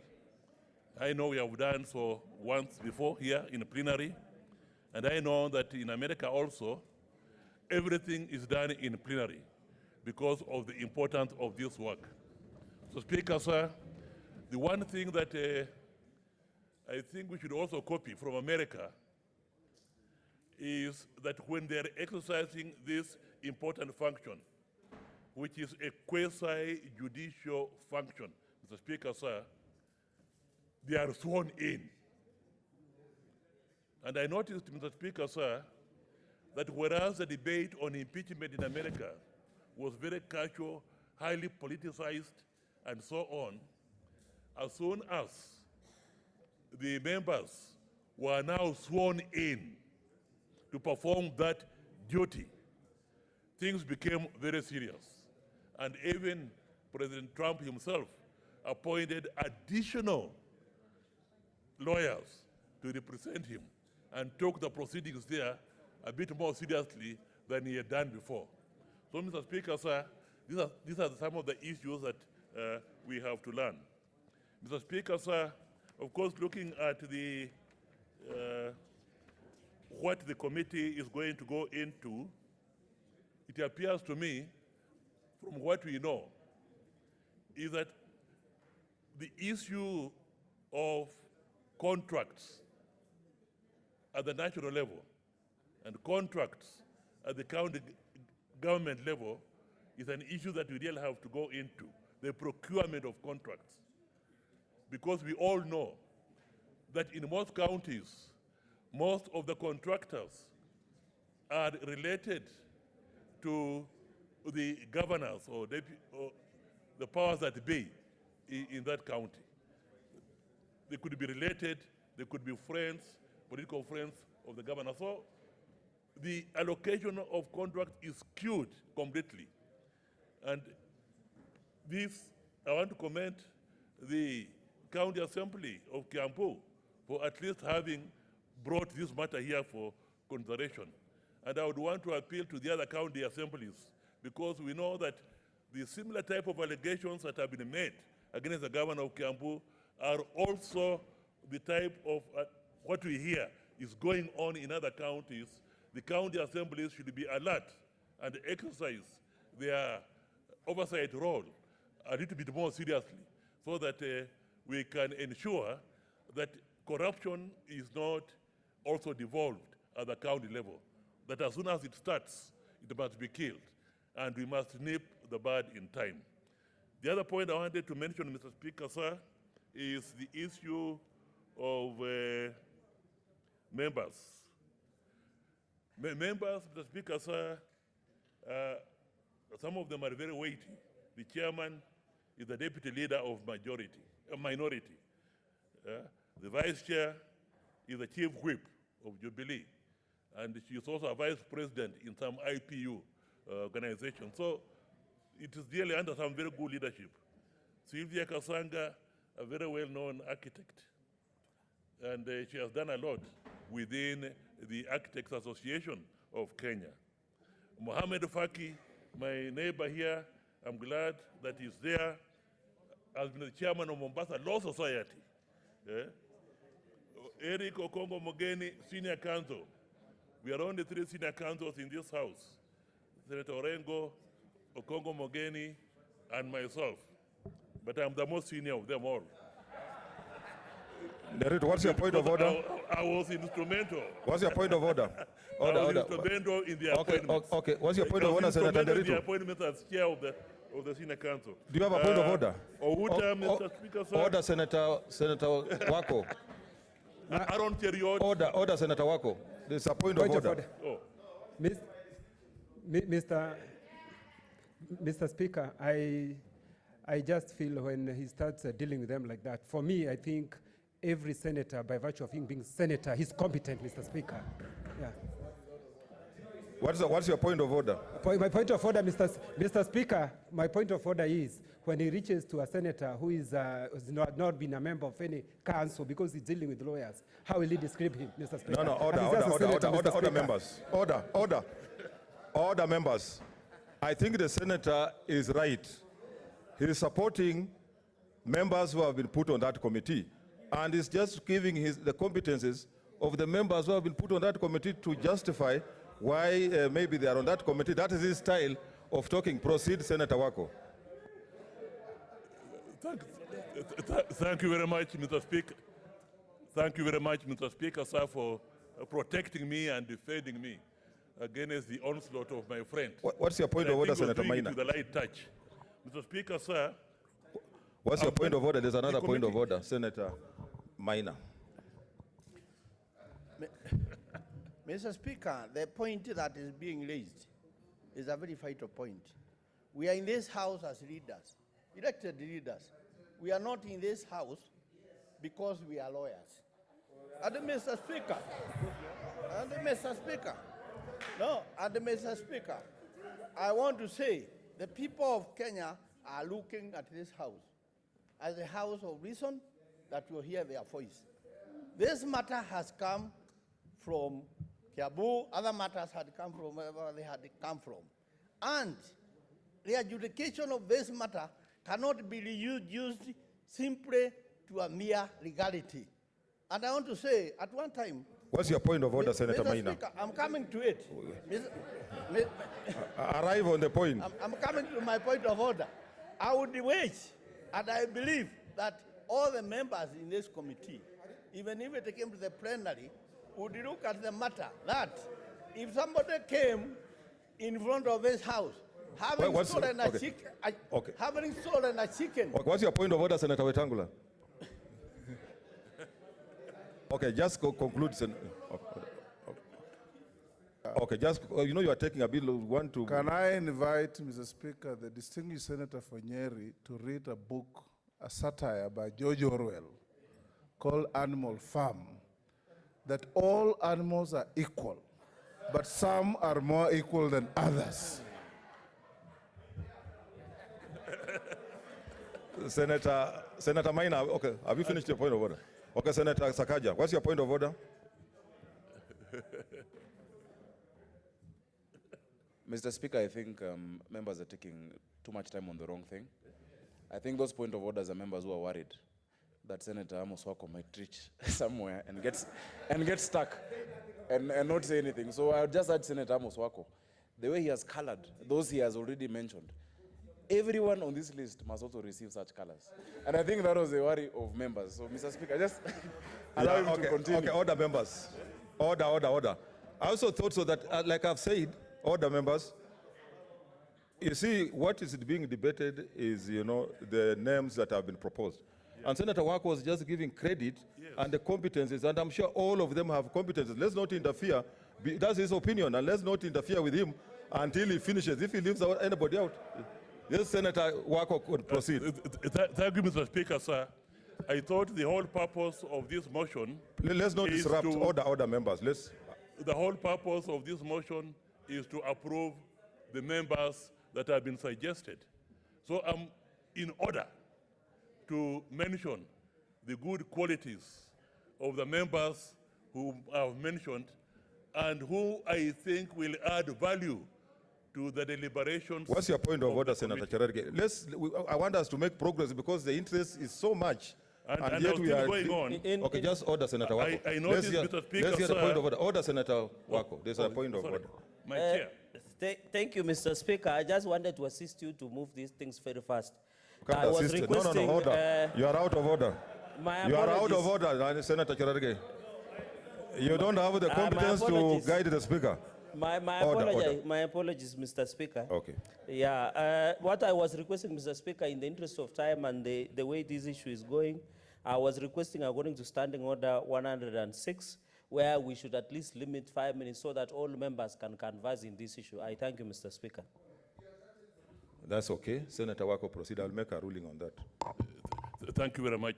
And in fact, the Vice Chair of the Senate Legal Committee is also here, Senator Mithika Linturi is also one of the members. So the point I'm trying to make is that at least the leadership of the Senate has made an effort to put to this committee very senior, able people, people of various experiences and so on. I'm sure maybe the next committee, if it relates to contracts, the Senator of Nyeri may be appointed because I know he's a contractor, he's everything else. So, but on this occasion, on this occasion, I'm asking him, I'm requesting him that let him approve the members who have been suggested by the leadership. But to conclude.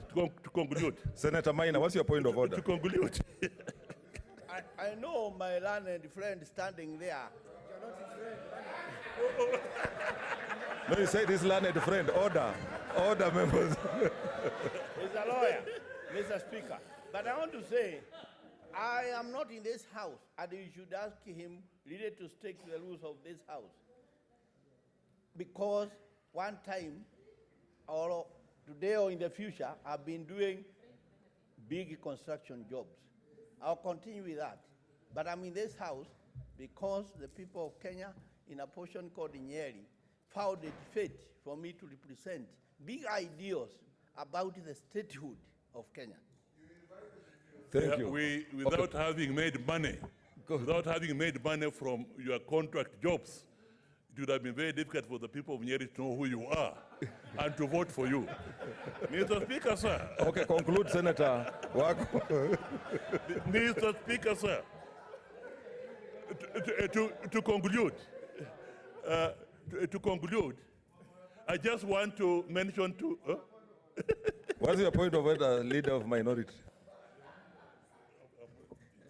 Mr. Speaker, it may be lost to the House, that, and because I know Engineer Maina very well, that actually he went to the same school that Amos Wako went to, which is Alliance High School.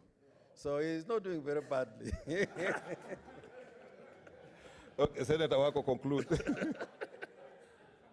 Now, Mr. Speaker, sir, to conclude, this is a very serious mandate. And I would really urge and appeal to the members whom we are going to appoint this afternoon to embark on the discharge of their mandate with fairness and objectivity and applying the law to the facts. Do not bring in too much politics into the work that you are going to do.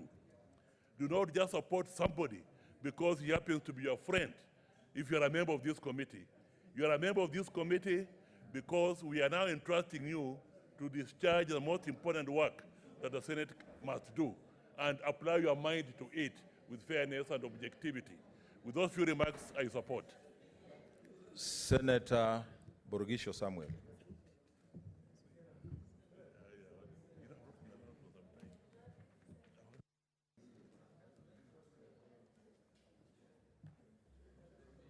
You know you are here. You are supposed to be. No, this is mine.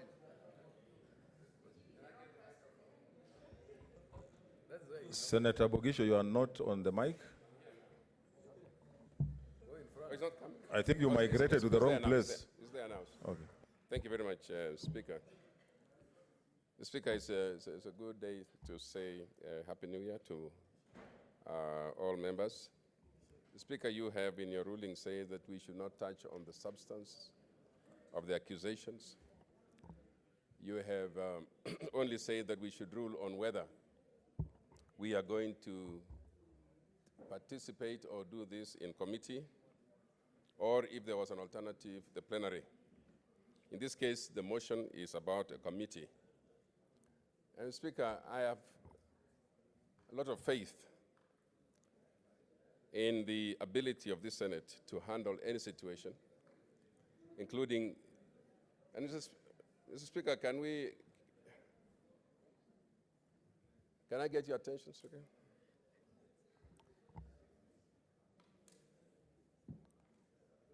Speaker, I have belief or trust that the Senate can handle any task thrown or given to it because of the composition of the members. Speaker, if we were to convince everybody, I would say maybe the only thing we can do is to try and vote down the list and reconstitute the list of members. So that, Mr. Speaker, it may show a good mix. Speaker, if you took out, for example, if you took out the names from the other side, you took out the names from the other side and then left to the names on our side, the Jubilee side. Speaker, Jubilee is the one that is basically divided. Usually after names that the majority leader has brought here, called Tangatanga and Keleweke. What's your point of order, Senator, Leader of Majority? Mr. Speaker, I take great exception to the comments of Senator Pokisho, Mr. Speaker, who is a member of our caucus on this side, Mr. Speaker, even though he's not a member of Jubilee, and who, Mr. Speaker, is a chair of a committee, his party leader is a chair of a committee, the only other member is a vice chair of a committee, when a number of members of Jubilee are not even vice chairs of committee. So, Mr. Speaker, it's an insult on Mr. Speaker to make that kind of an argument, Mr. Speaker, on the leadership of this House on constituting committees. Senator Borogisho.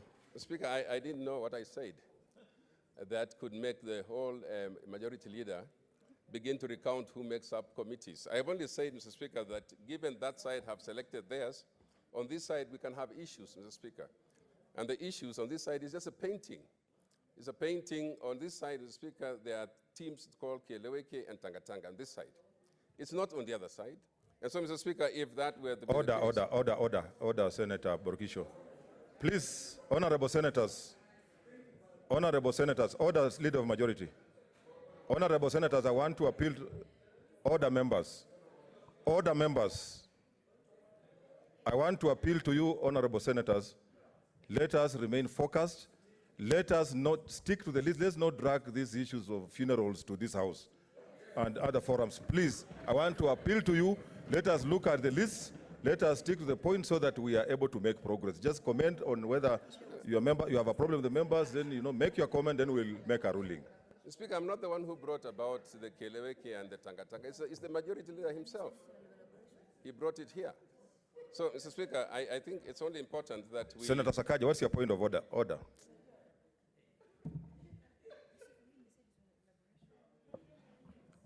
Mr. Speaker, we have standing orders in this House. Our standing orders define and describe political parties. Senator Kidiomi, take your seat.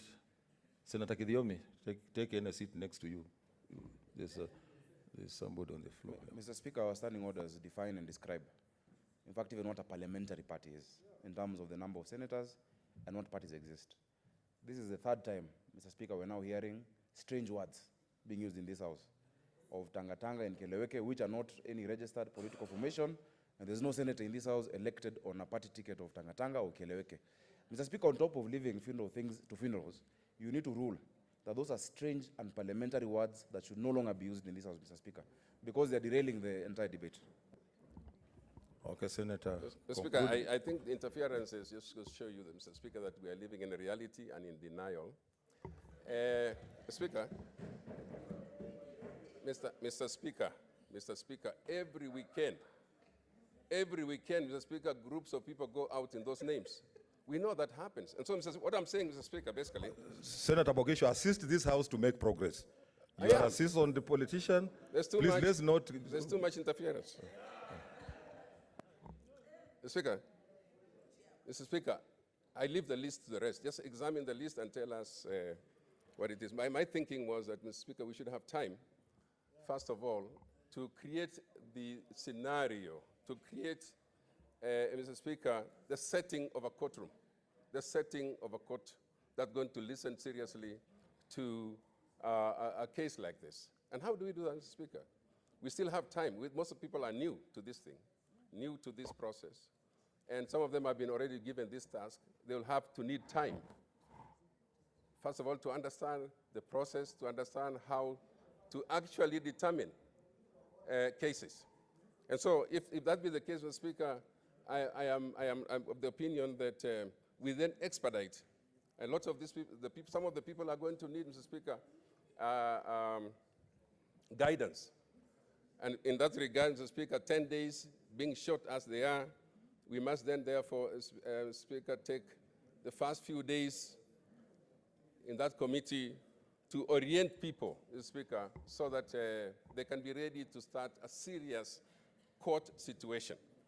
Mr. Speaker, I'm following the American impeachment of a president, which is very similar. And Mr. Speaker, 100 senators are going to sit in that impeachment. I don't even know why we think we cannot sit as a plenary. 100 senators are going to sit. We are only 67. We can do it. But it's not, in this case, the presentation, Mr. Speaker. The motion is about a committee. And so I only say, Mr. Speaker, let's be serious. Let's look at the membership. Let's look at how it portends for us. If we agree that this is the people, we move forward. But, Mr. Speaker, let's live to the realities of the politics of our House, so that we know when we look at the list. And this wants the majority leader, minority leader, when you're selecting people, be in consideration as well, Mr. Speaker, of the way that we are perceived as a House. Thank you very much. Okay, because of a lot of interest now, the rest of the speakers, I'll give you 5 minutes each. Senator Wetangula.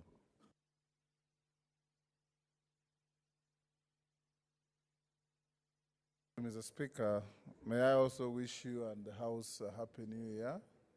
Mr. Speaker, mine will be very brief. This is not the first time we have a similar issue in this House. Mr. Speaker, that you be thorough in your work, pay fidelity to the law and to facts, so that we don't have a situation where, Mr. Speaker, after reaching a verdict, it is later found out in courts of law that it was flawed in process or in conclusion. I say this, Mr. Speaker, because the first impeachment matter that came to this House of Senator Wambora, the House acted with a lot of excitement. Wambora was impeached. He went to court, stopped it. He was brought back. He was impeached again, and he served a full term as an injunction governor. We want, Mr. Speaker, the committee to do a thorough job. I heard Amos Wako speaking very eloquently about each member of the committee, and he forgot to mention my son, the distinguished senator for Lamu, Senator Anwar. Mr. Speaker, I'm happy that Senator Anwar is on this committee, And I hope that, because I sit with him in the same committee, Mr. Speaker, of Defense and Foreign, and for a full year he attended meetings twice. So I want to encourage him, Mr. Speaker, that this time round he should have also the determination, so to speak, because we must have serious attention to work. And I say this of my son, Mr. Speaker, because I've engaged him many times. He's a very brilliant young man. What he doesn't have is time to do things. And I want to, I want him to, Mr. Speaker, to encourage him to, now that you What's your point of order, Senator? Professor Langat, what's your point of order? Is this okay? Okay, thank you, Mr. Speaker. I just wanted to say that, is it in order actually that our senior friend, Senator Wetangula, is almost at a point of condemning the senator with not knowing the challenges he has been facing, up to and including when he was in hospital. Yes, we are also in the same committee somewhere, and he has been rare with reasons. For instance, he was one time beaten by thugs and he was hospitalized. Order, Senator. Senator, Professor. Order, Professor. Order, members. I think Senator Anwar is here himself. Don't cry more than, don't mourn more than the bereaved. If you had issues, you'd have risen. In fact, Senator Mr. Speaker, as I... Yes, Senator Khaniri, what's your point of order? Mr. Speaker, not to appear that I'm mourning more than the bereaved, but I think our standing orders must be adhered to. Is my elder brother, the Senator for Bungoma, in order to discuss the character of Senator Oloi Tiptip without bringing a substantive motion, Mr. Speaker? He did, Mr. Speaker, and you know that. Standing order number 96, paragraph 4, prohibits us from discussing the character of a colleague without bringing a substantive motion. So Senator Wetangula is in contravention of standing order number 96, paragraph 4. Mr. Speaker, I beg to hear your ruling. From where I sit, honorable senators, I think Senator Wetangula just said he does very many things, but he just needs a bit of more. Yes. He needs a bit of more time to concentrate on what he has been given. So I think Senator Wetangula proceed. And Mr. Speaker, my distinguished younger brother Haniri and Dr. Langat, they should have seen how brilliantly Senator Anwar was looking at me and smiling as I was saying that he's a brilliant young man. I have worked with him. I know his capacity. I know his ability. And I'm sure he'll do a good job. I just said, let him create a little more time. And he's agreeing with me.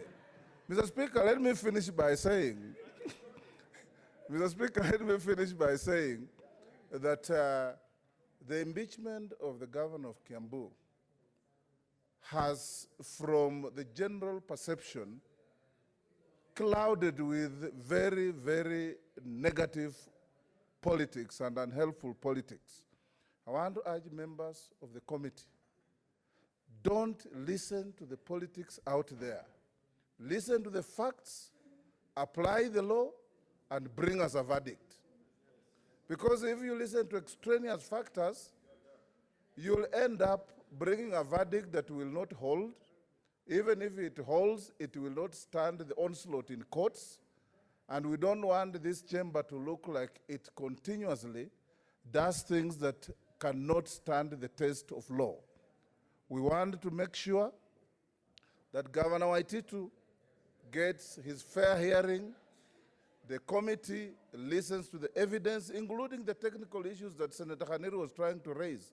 They will be canvassed probably before you. And if you need any assistance, this House doesn't have a shortage of people and members who are distinguished enough to assist the committee. I want to urge, Mr. Speaker, that as we form this committee, I agree that everybody has the capacity and ability to listen to proceedings of this nature, And those who are doing it for the first time is also a learning curve in life, because we encounter new things every other day. But be fair, be just, and listen and bear total fidelity to the facts and to the law. Thank you, Mr. Speaker. Senator Isaac Mwaura.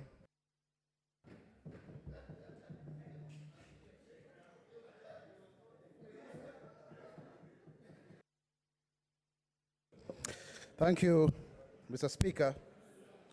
Mr. Speaker, from the word go, I would like to oppose this motion and say that Order, members. We are living in very interesting times. Because, Mr. Speaker, we have to be recalled from recess to come and discuss about an individual who has allegedly, and in many ways, obviously so, stolen from the people of Kiambu County. Order. Mr. Speaker, Senator Mwaura, order. Somebody who came from Senator. Nairobi Order. and stole Kiambu money Order. and took it back to Nairobi, Senator, Mr. Speaker. Order. You are out of order.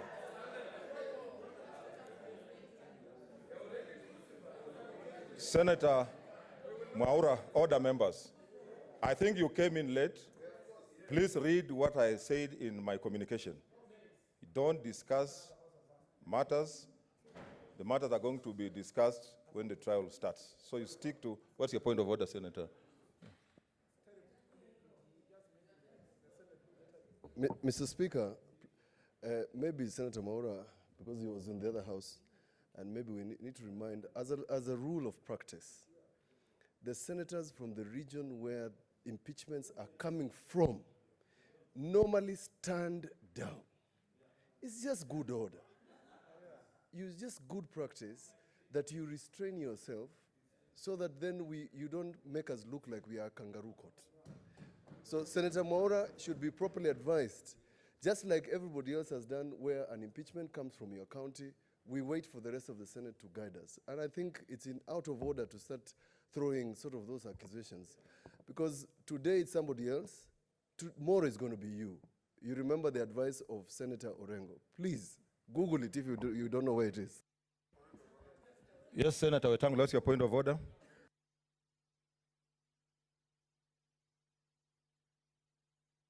Mr. Speaker, every other time I see Senator Mwaura arguing very intelligently on TV, and I want to just remind him one simple common law tenet, that everybody is presumed innocent until pronounced guilty.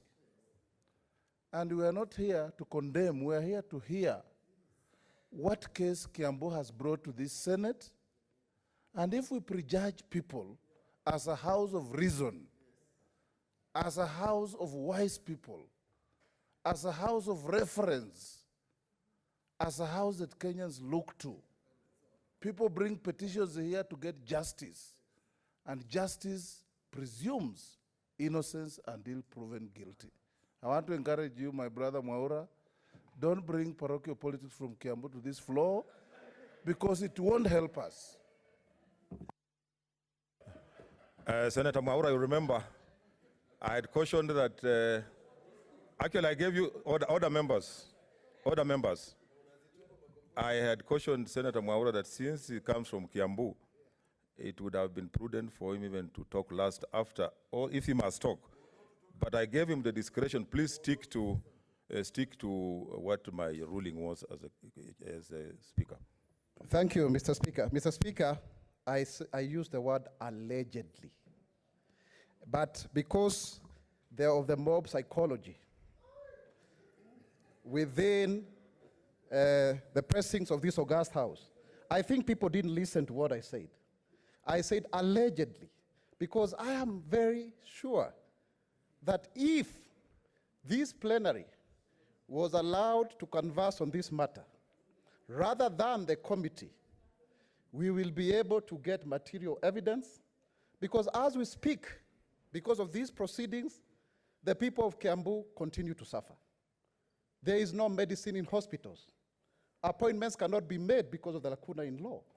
This matter is before the investigation of the ESCC. And the allegations so made are so gross as to occasion the non-service delivery of the people of Kiambu. Mr. Speaker, you know, when I was listening to Attorney General Emeritus, and when he was responding to the distinguished Senator for Nyeri, Ephraim Maina, he made an allegation that was quite telling.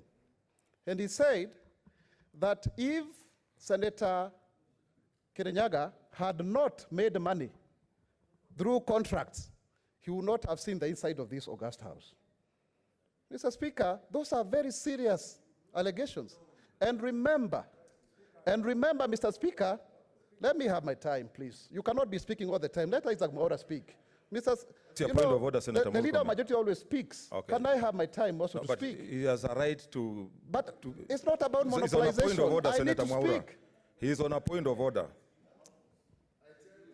No, it's unacceptable. Mr. Speaker, I don't know if my colleagues listened to the submission of Senator Orengo, Senator Wetangula, senior counsel, even Senator Wako, who spoke at length, that all of them avoided anything to do with the charges, the implications of the charges, the conclusions that there is a relationship between the charges and any other issue happening anywhere in this country.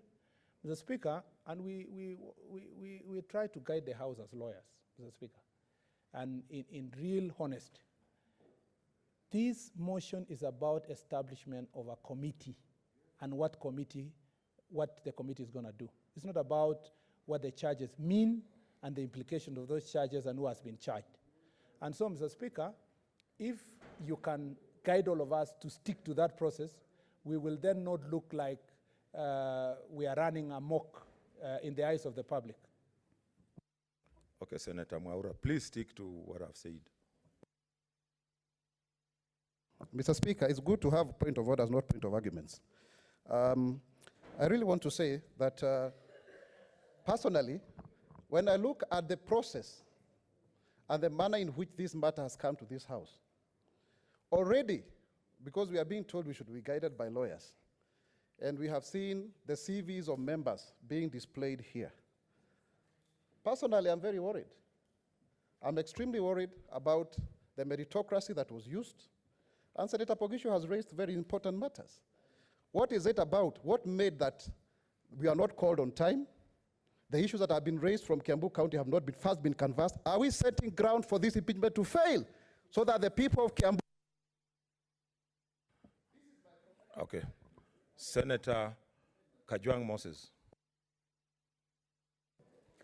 Mr. Speaker, allow me to welcome members back from the break. Allow me also to take this opportunity to convey my condolences to the family of Senator Kabaka, who are mourning their father. Allow me also to join the people of northern Kenya, who are suffering the locust invasion. And Mr. Speaker, I do hope that even though we are on recess, that you'll allow the Agriculture Committee to do something about this matter. Mr. Speaker, coming back to the issue before us, last night when my spouse heard that this matter was coming to the Senate, she said that that's the end of the matter. Senate has become very predictable. It has become unbelievable. Senate has become the place where people expect things to die. And Mr. Speaker, we have gone through a number of impeachments in this House. And if we continue to do things the same way, then we might not be able to get different results. Mr. Speaker, I do agree with the leader of majority when he says that Senator, impeachment in this House... Let's give each other some respect. I do agree with the leader of majority who has said that impeachment motions brought to this House have regulated the conduct of the state officers who run our counties. And I think an impeachment, the ultimate solution or end, the Senate does not always have to agree with the county assembly. But it provides an opportunity to examine the issues that are going on in the counties and to come up with resolutions that can help in improving issues in those counties. Mr. Speaker, I hear the concern of those who have proposed that this matter should be considered by plenary rather than the committee of the 11 eminent senators. Mr. Speaker, I've been through this. I've sat in a committee before, and I've sat in plenary when we are considering the matter of the governor for Nyeri. And I will tell you my personal view that a committee is much more efficient. Even in the US scenario, and perhaps the father of BBI will educate us on this, even in the impeachment of Donald Trump that begins today, the senators will not be arguing. It will be the House managers and the defense teams that will be discussing. So for the purposes of efficiency and to ensure that there is justice, we probably could consider adopting the committee route. I want to suggest two things that could enrich this. First of all, any member of this House has got the right to attend any committee proceedings. The only thing they don't have is the power to vote. And so I want to encourage as many senators as possible, if we indeed approve that we go through the committee route, that we attend those meetings, let us ask questions, we will not only be able to vote. Secondly, Mr. Speaker, I want to beg your indulgence on this. Many a times, when the committee find the allegations not substantiated, that is the end of the matter. It is only when the allegations are found to be substantiated that the matter comes before this House. I want to beg, pursuant to Standing Order number 1, and bearing in mind that this House has already processed the impeachment procedure bill and it is stuck in the National Assembly, that you allow, in the event, and I'm not saying that that is what is going to happen, in the event that the committee finds the allegations unsubstantiated, please give us adequate time for the committee chair and leadership to come back to this House and tell us the reason why they felt that the allegations were not substantiated. Mr. Speaker, finally, let justice be our shield and defender in this particular matter. It is disheartening sitting here and listening to names of political formations that are not parliamentary, and I do agree with Senator Sakaja.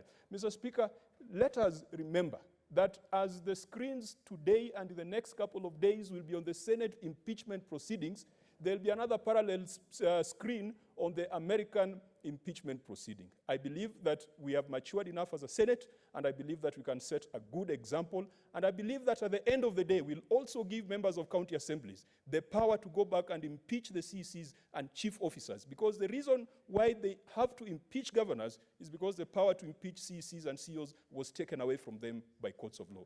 Mr. Speaker, I support. Senator Haji Farhia. Thank you, Mr. Speaker, sir, for giving me this opportunity.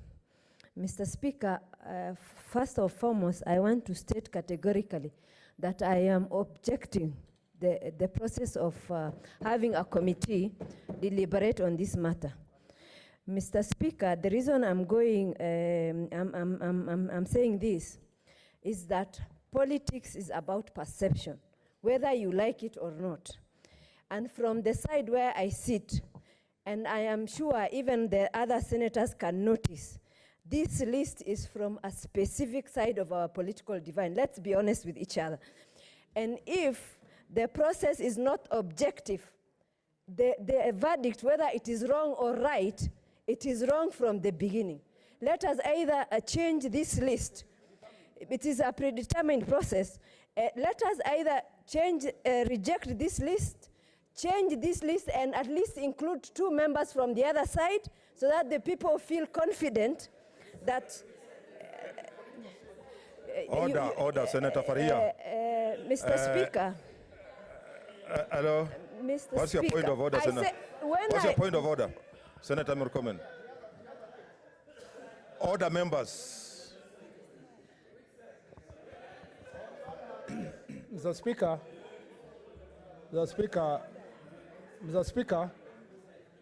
Order, members. Mr. Speaker, Senator Faria is a member of delegation of Nairobi County. Ordinarily, for her to vote in Nairobi County, the main man of Nairobi County elected with 800,000 votes, Senator Sakaja, Super Senator Sakaja, would have had to give her permission in a list of another 6 senators to vote. Senator Sakaja has made it categorical, Mr. Speaker, that in the team he leads as part of his delegation, and in the side where we are, Senator Sakaja, is not part of any side except the Jubilee Party, just like I am myself and many others. Mr. Speaker, is it in order for a member of our political party, who, Mr. Speaker, depends on the leader of delegation, Senator Sakaja, to apportion members to which side, Mr. Speaker, if themselves have not apportioned themselves. What's your point of order, Senator Mutula Kilonzo Jr.? Mr. Speaker.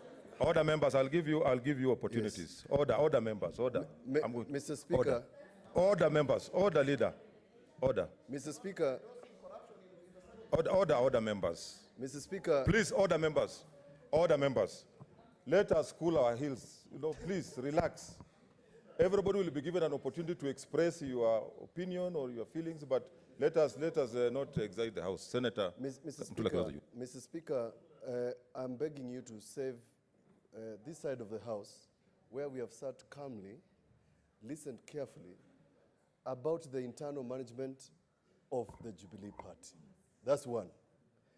Mr. Speaker, this issue arose in the last session, and the Speaker issued directions that the internal issues of a political party are not matters of this floor. We cannot determine your internal issues on this floor. They cannot be brought on this floor. You should not bother us with them. And Mr. Speaker, you must be clear so that we can make progress. At some point, you can have a party caucus, fight, but don't bring it here. Thank you. What's your point of order, Wambua? Mr. Speaker, Point of order. Mr. Speaker, I hope you'll add my time because people are eating into my time. Order, Senator Farhia. Senator Wambua. Thank you, Mr. Speaker. Mr. Speaker, this morning, the senators from this side, we sat. When I say this side, this means where I am, okay? The minority side, Mr. Speaker. We sat and agreed on the list that was tabled before this House. The Speaker, it is our expectation that the debate that we are having today is about lists that have been agreed by both sides of the House. The Speaker, the issues of divides on the majority side, members belonging to certain formations and other formations. Mr. Speaker, we are not interested in those formations. We are interested in debating the list that was tabled before this House. That's the matter that we're discussing. Okay, honorable members, order. I want to say this, that both sides of the House have leadership. And if you have issues with the list presented by your leader, you have a right to caucus and agree on what you want. But don't drag the House into political party matters. I will not preside over that. So I want to caution that put your houses in order, and on this particular matter, you are going to have a choice to vote against or for the list presented here. That is where you will express what your feelings are on the issue. Senator Farhia.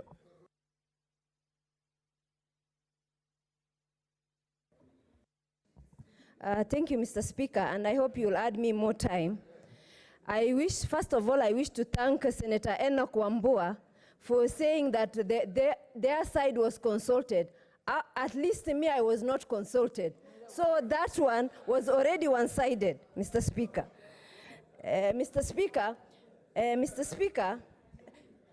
when Senator Wambua was talking about consultation, nobody talked why people are now booing me or something. Mr. Speaker, protect me.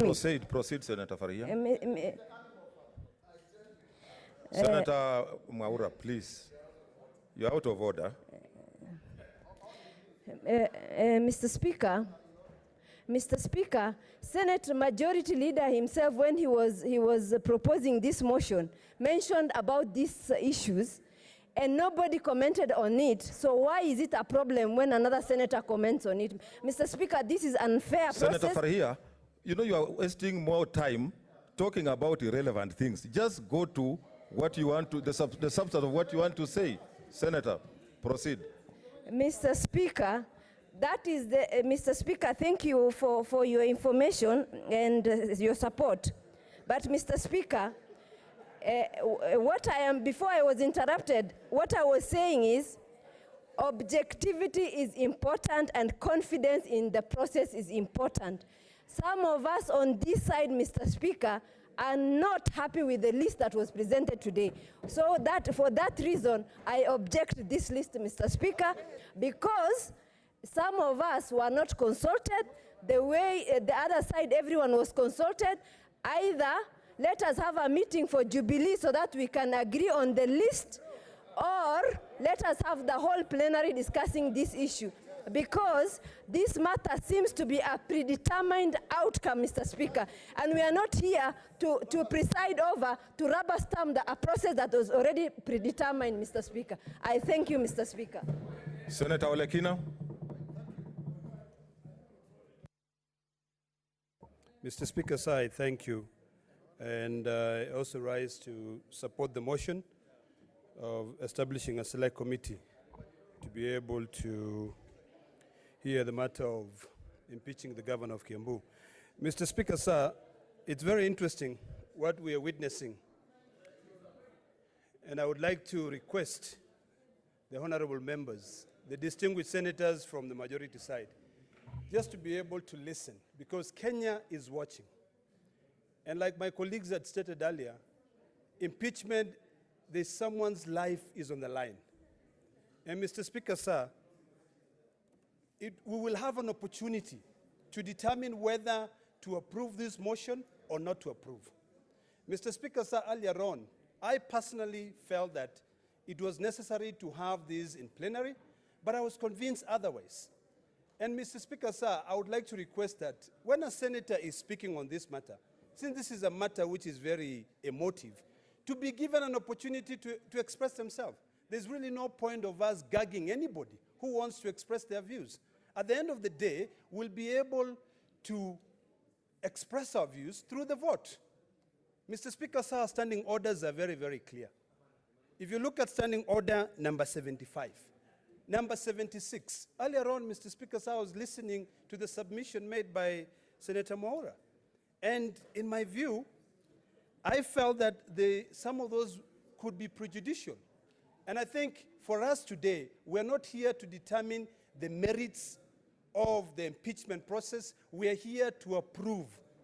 Either we adopt a select committee or we do it by plenary. If we vote, because the motion which is there right now, Mr. Speaker, sir, please protect me, or we just... Order, members. Order, order, order, order. Order. Order, members. Senator Ledama, continue. Order, members. Take your seats.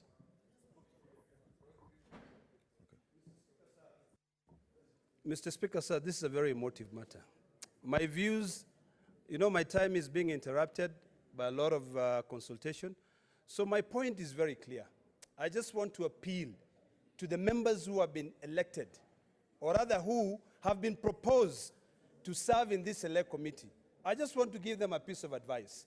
Integrity is not bought. You either have it or you don't. This is a very important task. If this House approves you to serve in that committee, to be able to determine the matter of impeaching Governor Waitito, please do so through integrity. Don't allow anything else to be able to confuse you during the process. Please preserve the integrity of this House. The issues of Jubilee and the issue of independent candidate or member of the Senate or KANU, the majority side can be able to resolve that on their own. As far as we are concerned here, Mr. Speaker, sir, this is the House of Reason, and please, let us prove to the 47 million Kenyans that we stand for fiduciary responsibility and not personal interest or political party's interest. I thank Senator you. Sakaja.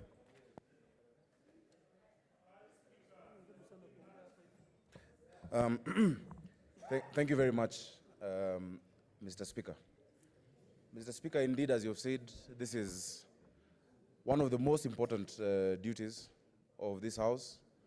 I've heard a senator saying that one person's life is on the line or one person's career. Mr. Speaker, millions of Kiambu residents' interests are what are on the line. And Mr. Speaker, for this reason, and I wish I could have a copy of the standing orders. Mr. Speaker, for this reason, I want to say from the outset that I oppose this motion. I oppose the setting up of a select committee. And for the following reasons, Mr. Speaker. Mr. Speaker, first of all, even before going into the standing orders, I want to say that I have full confidence in the leadership of Jubilee in the House. In as much as in many respects, I don't agree with the leadership in Jubilee, sometimes even with the leadership in ODM, or NASA. I don't agree with some of the actions. Mr. Speaker, I've said it publicly that I don't agree with our leadership in this House representing governors, for instance. That is my opinion. I might be wrong, but that is what I feel. I feel there's an irreconcilable conflict. But Mr. Speaker, on this specific issue, the names that have been selected What's your point of order, Senator Cherargei? Are well in order. What's your point of order, Senator Cherargei? I wouldn't want to interrupt my colleague, Senator Sakaja, but I think, of course, I have already done my apology. But, Mr. Speaker, is it in order you have made a ruling on the issue of party formations that are in the House, and you have said if there are any issues to be dealt with parties, they should consult their party leadership. But I can see Senator Sakaja is pursuing a dangerous trajectory by going back to the party formations. Okay, Senator Sakaja, proceed. Mr. Speaker, I don't know when Senator Cherargei became a prophet to see where I'm pursuing. From where he's sitting, he can see where I'm going.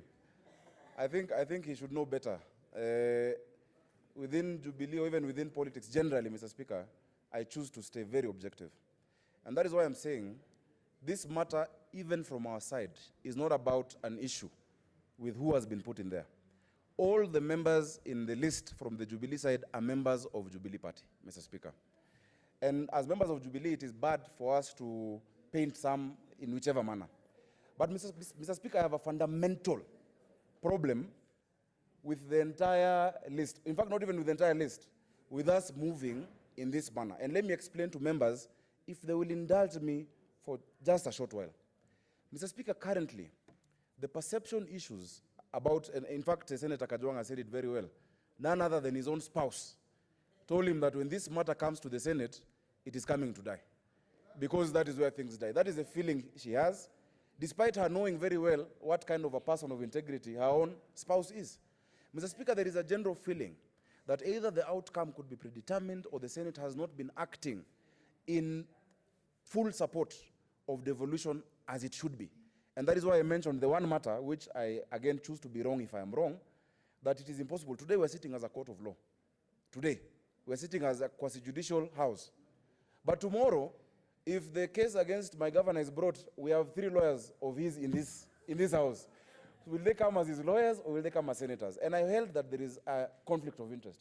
But that notwithstanding, because that is not the matter here, if you go to Article 75 of our standing orders, and I'm glad very learned people are listening to me, it says that once you've received a notice of this resolution, Mr. Speaker, 7.2 says the Senate sitting in plenary, or rather 1B says the Senate may, by resolution, appoint a special committee of 11 members.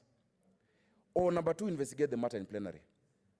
If we go the committee way, we will have 11 members who, if you look at 75.3, actually 75.4, if that committee of 11 members, if that committee feels that any of the matters is not substantiated, it dies there.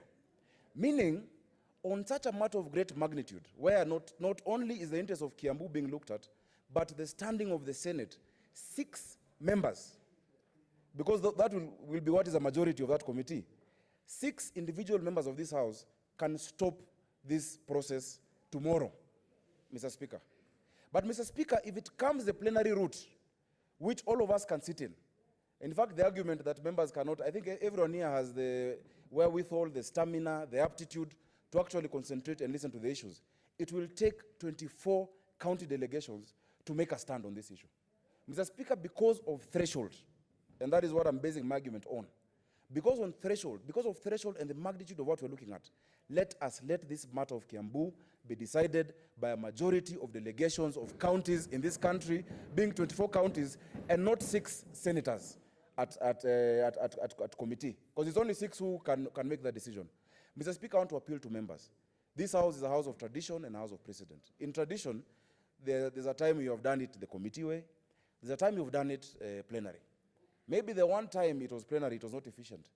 But if you're saying any member can attend the committee, but only 6 can make that decision, let every member of the House attend plenary, and 24 county delegations make a decision, not just on Kiambu, but on the perception of devolution and the standing of the Senate when it comes to these matters. Mr. Speaker, I oppose this motion. Senator Ali Abdullahi.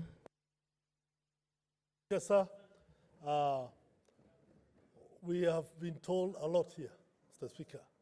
And if I refer to what the member said, without being against your ruling, Mr. Speaker, when the senior counsel, Amos Wako, was talking about bending bills and corruption, he was talking about the issues which are affecting one of the charges, and he should not have talked about that. When others talk about other issues, they are being told this is wrong. So, Mr. Speaker, I want this house. We are a house, every member is here by right, and we have been brought here by our people and our electorate, Mr. Speaker. There is no special senator more than the others. While I have no quarrel with the committee members, and I will not say this is that or that, even if there are issues, sincerely, I will want to go the House way. I will want to go the plenary way as well. Let delegations determine this, as Honorable Sakaja said. Let's see what happens. Kiambu issue is already a political issue. There's a lot of politics. Perceptions are already outside there, Mr. Speaker. If you look at the U.S., we are talking of the U.S. being a great state, and the Senate, I mean the country and the Senate doing this. We already know the Senate of the U.S. is politicized. And they have already decided that they want to go one way, and they want to support Trump already. Are we going the same way? Why don't we go the plenary way so that we know where this issue will end, Mr. Speaker? The other thing is that members here should not condemn other members of this House and pretend that they know better or they are more qualified than others. There is nobody who is more qualified than anybody in this House. All of us have the right, and we are here by right, and I am in support of the plenary, and I oppose this motion. Senator Mazayo Stewart. Senator Mazayo. Senator Mazayo Stewart. So, wakati wengine wetu. Asante Bwana Spika kwa kunipa muda na mimi kuweza kuchangia. Bwana Spika, leo tumeweza kuangalia wale ambao wamechaguliwa kuketi katika kamati. Nafikiria muda huo uko hivi sasa. Wale watu waliochaguliwa ama wale maseneta ambao wamechaguliwa kuchunguza hali ya ufisadi unaoendelea ama ulioendelea ama mambo ambayo hayafai kutekelezwa ndani ya kaunti ya Kiambu. Leo wamepewa nafasi ama leo watapewa nafasi tukiwa tutajadiliana ili kuona ya kwamba wale ambao wamechaguliwa waketi katika hiyo kamati watekeleze wajibu huo. Bwana Spika, hawa wote waliochaguliwa ni maseneta. Na hakuna seneta aliye bora ama aliye bingwa zaidi ya seneta mwingine. Bwana Spika, kila seneta hapa ana uwezo. Na wote waliochaguliwa kama vile alivyosema mkuu wa sheria wa aliyestaafu ni kwamba wote hawa waliochaguliwa wako na uwezo wa kuketi na kuamua kesi hii.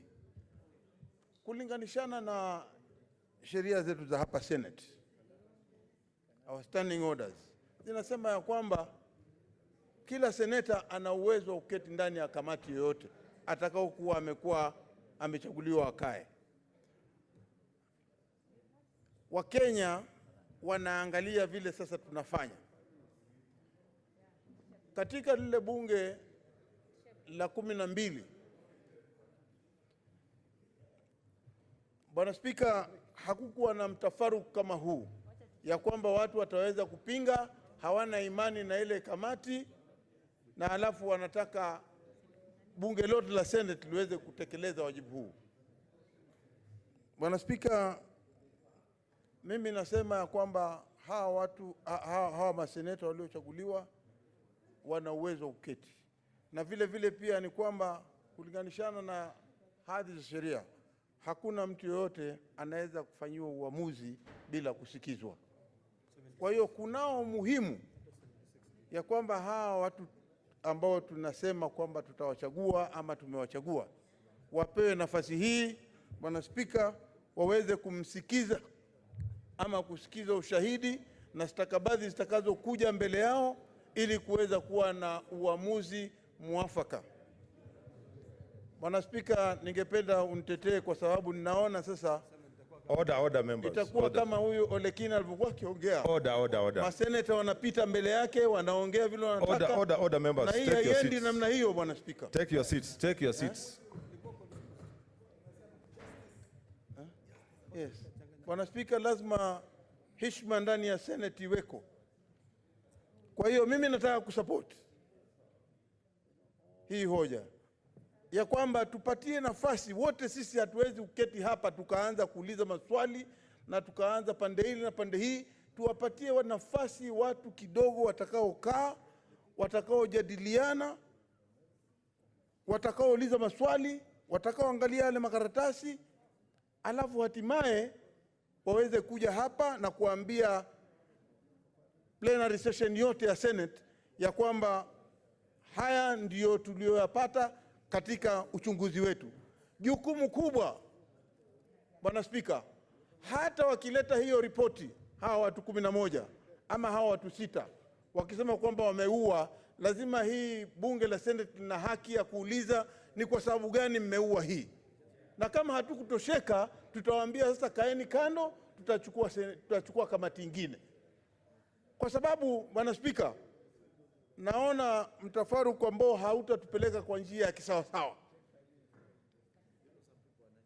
Sisi tunasema ya kwamba ikiwa kama bunge la Senate lote liko hapa, alafu wakileta ripoti, sisi tutaichambua ile ripoti yao kujua yale yote walioyasema, yale yote stakabadhi watakazokuwa wanasema, tutakuwa tuko nazo. Na tutaangalia na tutajua kama kuna ukweli ama hakuna ukweli. Kwa hiyo hakuna hofu kabisa kuwa na hii kamati ya hawa watu 11 kuweza kuangalia kwanza, alafu kuleta.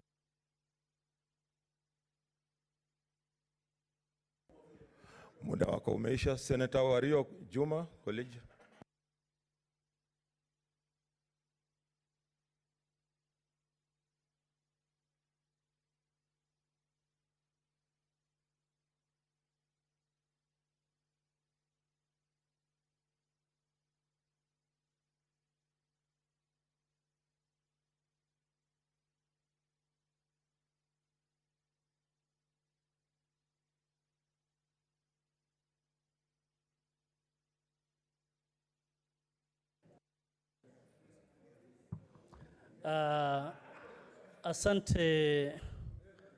Asante Mheshimiwa Spika kwa kunipatia nafasi hii ili nami niweze kuchangia mswada ambao ulio mbele yetu. Mheshimiwa Spika, vile unavyojua watu wa Kiambu wako katika shida sababu hawapati hasa huduma ambayo wangekuwa wanaweza kupata, sababu gavana yao yuko katika hali ya matatizo. Na Mheshimiwa Spika, sisi leo tumeitwa hapa katika kikao hiki ili tuweze kusema ni vipi tunaweza enda. Wale maseneta ambao waliwekwa katika listi hiyo ni maseneta ambayo wanaweza kukaa na kuzungumza mambo hayo katika kamati. Na kwa hakika wowote yule ambaye amejipata katika matatizo hiyo ambayo ni gavana wa Kiambu anahitaji kufanyiwa upelelezi na aweze kukaa mbele ya kamati ambayo imechaguliwa na aweze kujitetea na pia atoe stakabadhi zake ili watu ya Kenya wajue. Na Mheshimiwa Spika, nyumba hii ni nyumba ambayo ni nyumba ya sheria, ni nyumba ambayo inaheshimika na wana Kenya wote wanaangalia nyumba hii.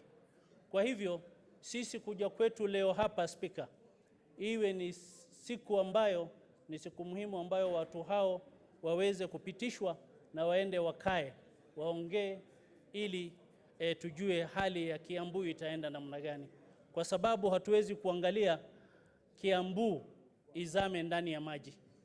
Kwa hivyo Bwana Spika, mimi naunga mkono ili watu hao waweze kuongea mambo ya Kiambu na tuweze kupiga hatua moja kwa moja. Kwa hivyo tupitishe listi vile ilivyo na tuendelee, Spika. Asante kwa kunipatia nafasi.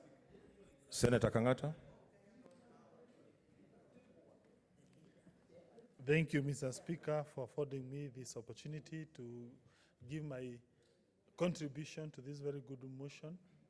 Let me say that I do understand the good work that the leader of the Jubilee Party has been doing in this House, my brother Murkomen. For me, I understand that coming up with a list where everyone most likely would want to be part of the committee is quite hard, and therefore he did fairly a good job to try to ensure that everyone was came on board. However, Mr. Speaker, I have looked at Wambora 1, Wambora 2, Chepkwony case, Wairia case, Machakos, Kiala, the case of Gachagua, Taita Taveta, and now this case of Babayao. Senate has handled 8 matters. And from when you look at all these cases, you look at the kind of jurisprudence those cases have been giving this good House, you understand one point. It is important you ensure when you're constituting the committee, there is what we call regional balance. It is a constitutional concept. I heard the chief whip of the minority say a very good point. Those who come from Kiambu, it makes sense for them to stand down. But when I look at that list, I noted the entire former Central Province region, we do not have a single representation there. For me, on that score, I thought it was quite unfair. Number 2, I also thought it would have been better if we could have taken into account the whole idea of there is a difference between a trial and a report that is being brought. When you are looking at a witness, you are able to make more better judgments. That is, in terms of demeanor of the witnesses. And therefore, if we could bring all these witnesses to us as senators, we'll be able to probe them. Every senator will be able to contribute, as opposed to forming a small committee that is only looking at those issues. And therefore, for me, I will be compelled to oppose this motion, notwithstanding that I have no problem with these senators who are here in person. But when they are here, we'll be able to ask them questions. You'll be able to look at their demeanor, as opposed when we are just looking at the report that has been made by a small committee. So on that score, allow me to depart a little bit for the first time with my leader. I've never done this before, to strongly oppose, argue that my brother would have considered Senator at least one senator what is your point from of Central Region, and number 2, point of would order, have ensured we have every senator here gets an opportunity to look at the demeanor of witnesses. What is your point of order, Senator Cherargei? Mr. Speaker, sir, you know Senator Kangata is part of House leadership on the majority side. Is it in order for him to depart from the decision that has been made by the House leadership, led by our able leader, Senator Murkomen? Is it in order? Thank you. What's your point of order, Senator Orengo? Mr. Speaker, what we are debating is really important. And I think even the views that are coming from the floor, it would be wrong for me to disregard those views. Because, Mr. Speaker, this is something, if we go into it without some kind of consensus, the process is wrong right from the beginning. And the people who are objecting to this list, it also tells a story. It also tells a story. And Mr. Speaker, I'm saying this because when we were in Kitui, we had an agreed list on the question of the medical equipment. We moved it, and the House disagreed with us, and then we did go back and come with a list which was acceptable to the plenary. I'm not saying that we changed the list, but very serious matters have arisen during the course of this debate. And Mr. Speaker, I'm asking you, understanding order number 105, that we adjourn debate for 10 minutes, and as a leadership, we should not be afraid. Let me tell you, Mr. Speaker, even on my side, if there was a problem with a list, I will not gag anybody from saying there's something wrong with the list. And you see, what is going on may be tantamount from stopping people from expressing their disagreement. But the extent of that disagreement is now a matter of concern. I don't want us to approach this the Kiambu issue as a divided house. So, Mr. Speaker, I do plead with you, understanding order number 105, nothing is lost. We adjourn for 10 minutes and do further consultations. And you heard what Senator Sakaja said. I'm persuaded we cannot disregard those views that have been stated from the floor. And I beg to move. A seconder? Who is seconding? So Senator Olekina, you will be on record. Mr. Speaker, sir, I second. Oh. Mr. Speaker, sir, I second. Mr. Speaker, sir, I second.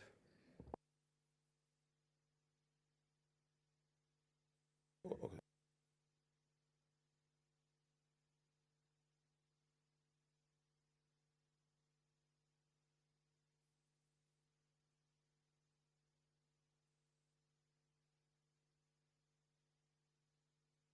Okay, order members. Order members. Since there has been a second, I now propose the question, which is that the debate on this motion be adjourned for 10 minutes. As men are of that opinion, say aye. Aye. As men are of the contrary, you say nay. The ayes have it. So we adjourn for 10 minutes.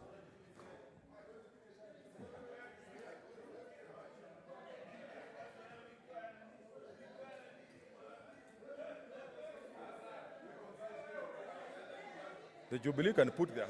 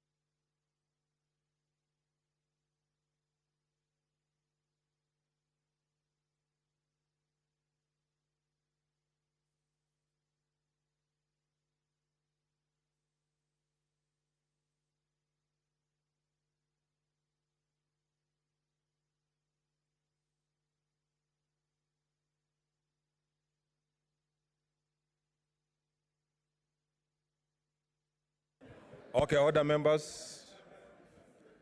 Order, order. Senator Kangata, you are on the floor, so you continue.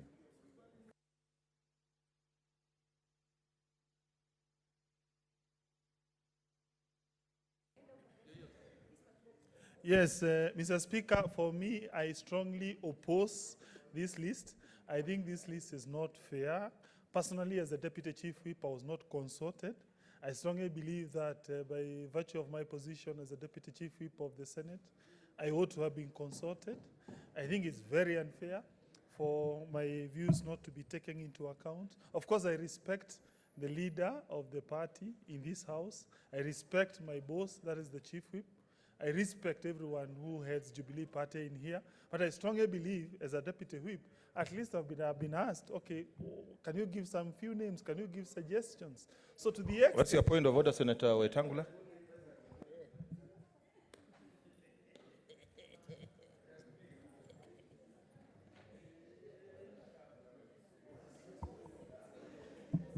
Mr. Speaker, if you allow me to, a minute for members to settle.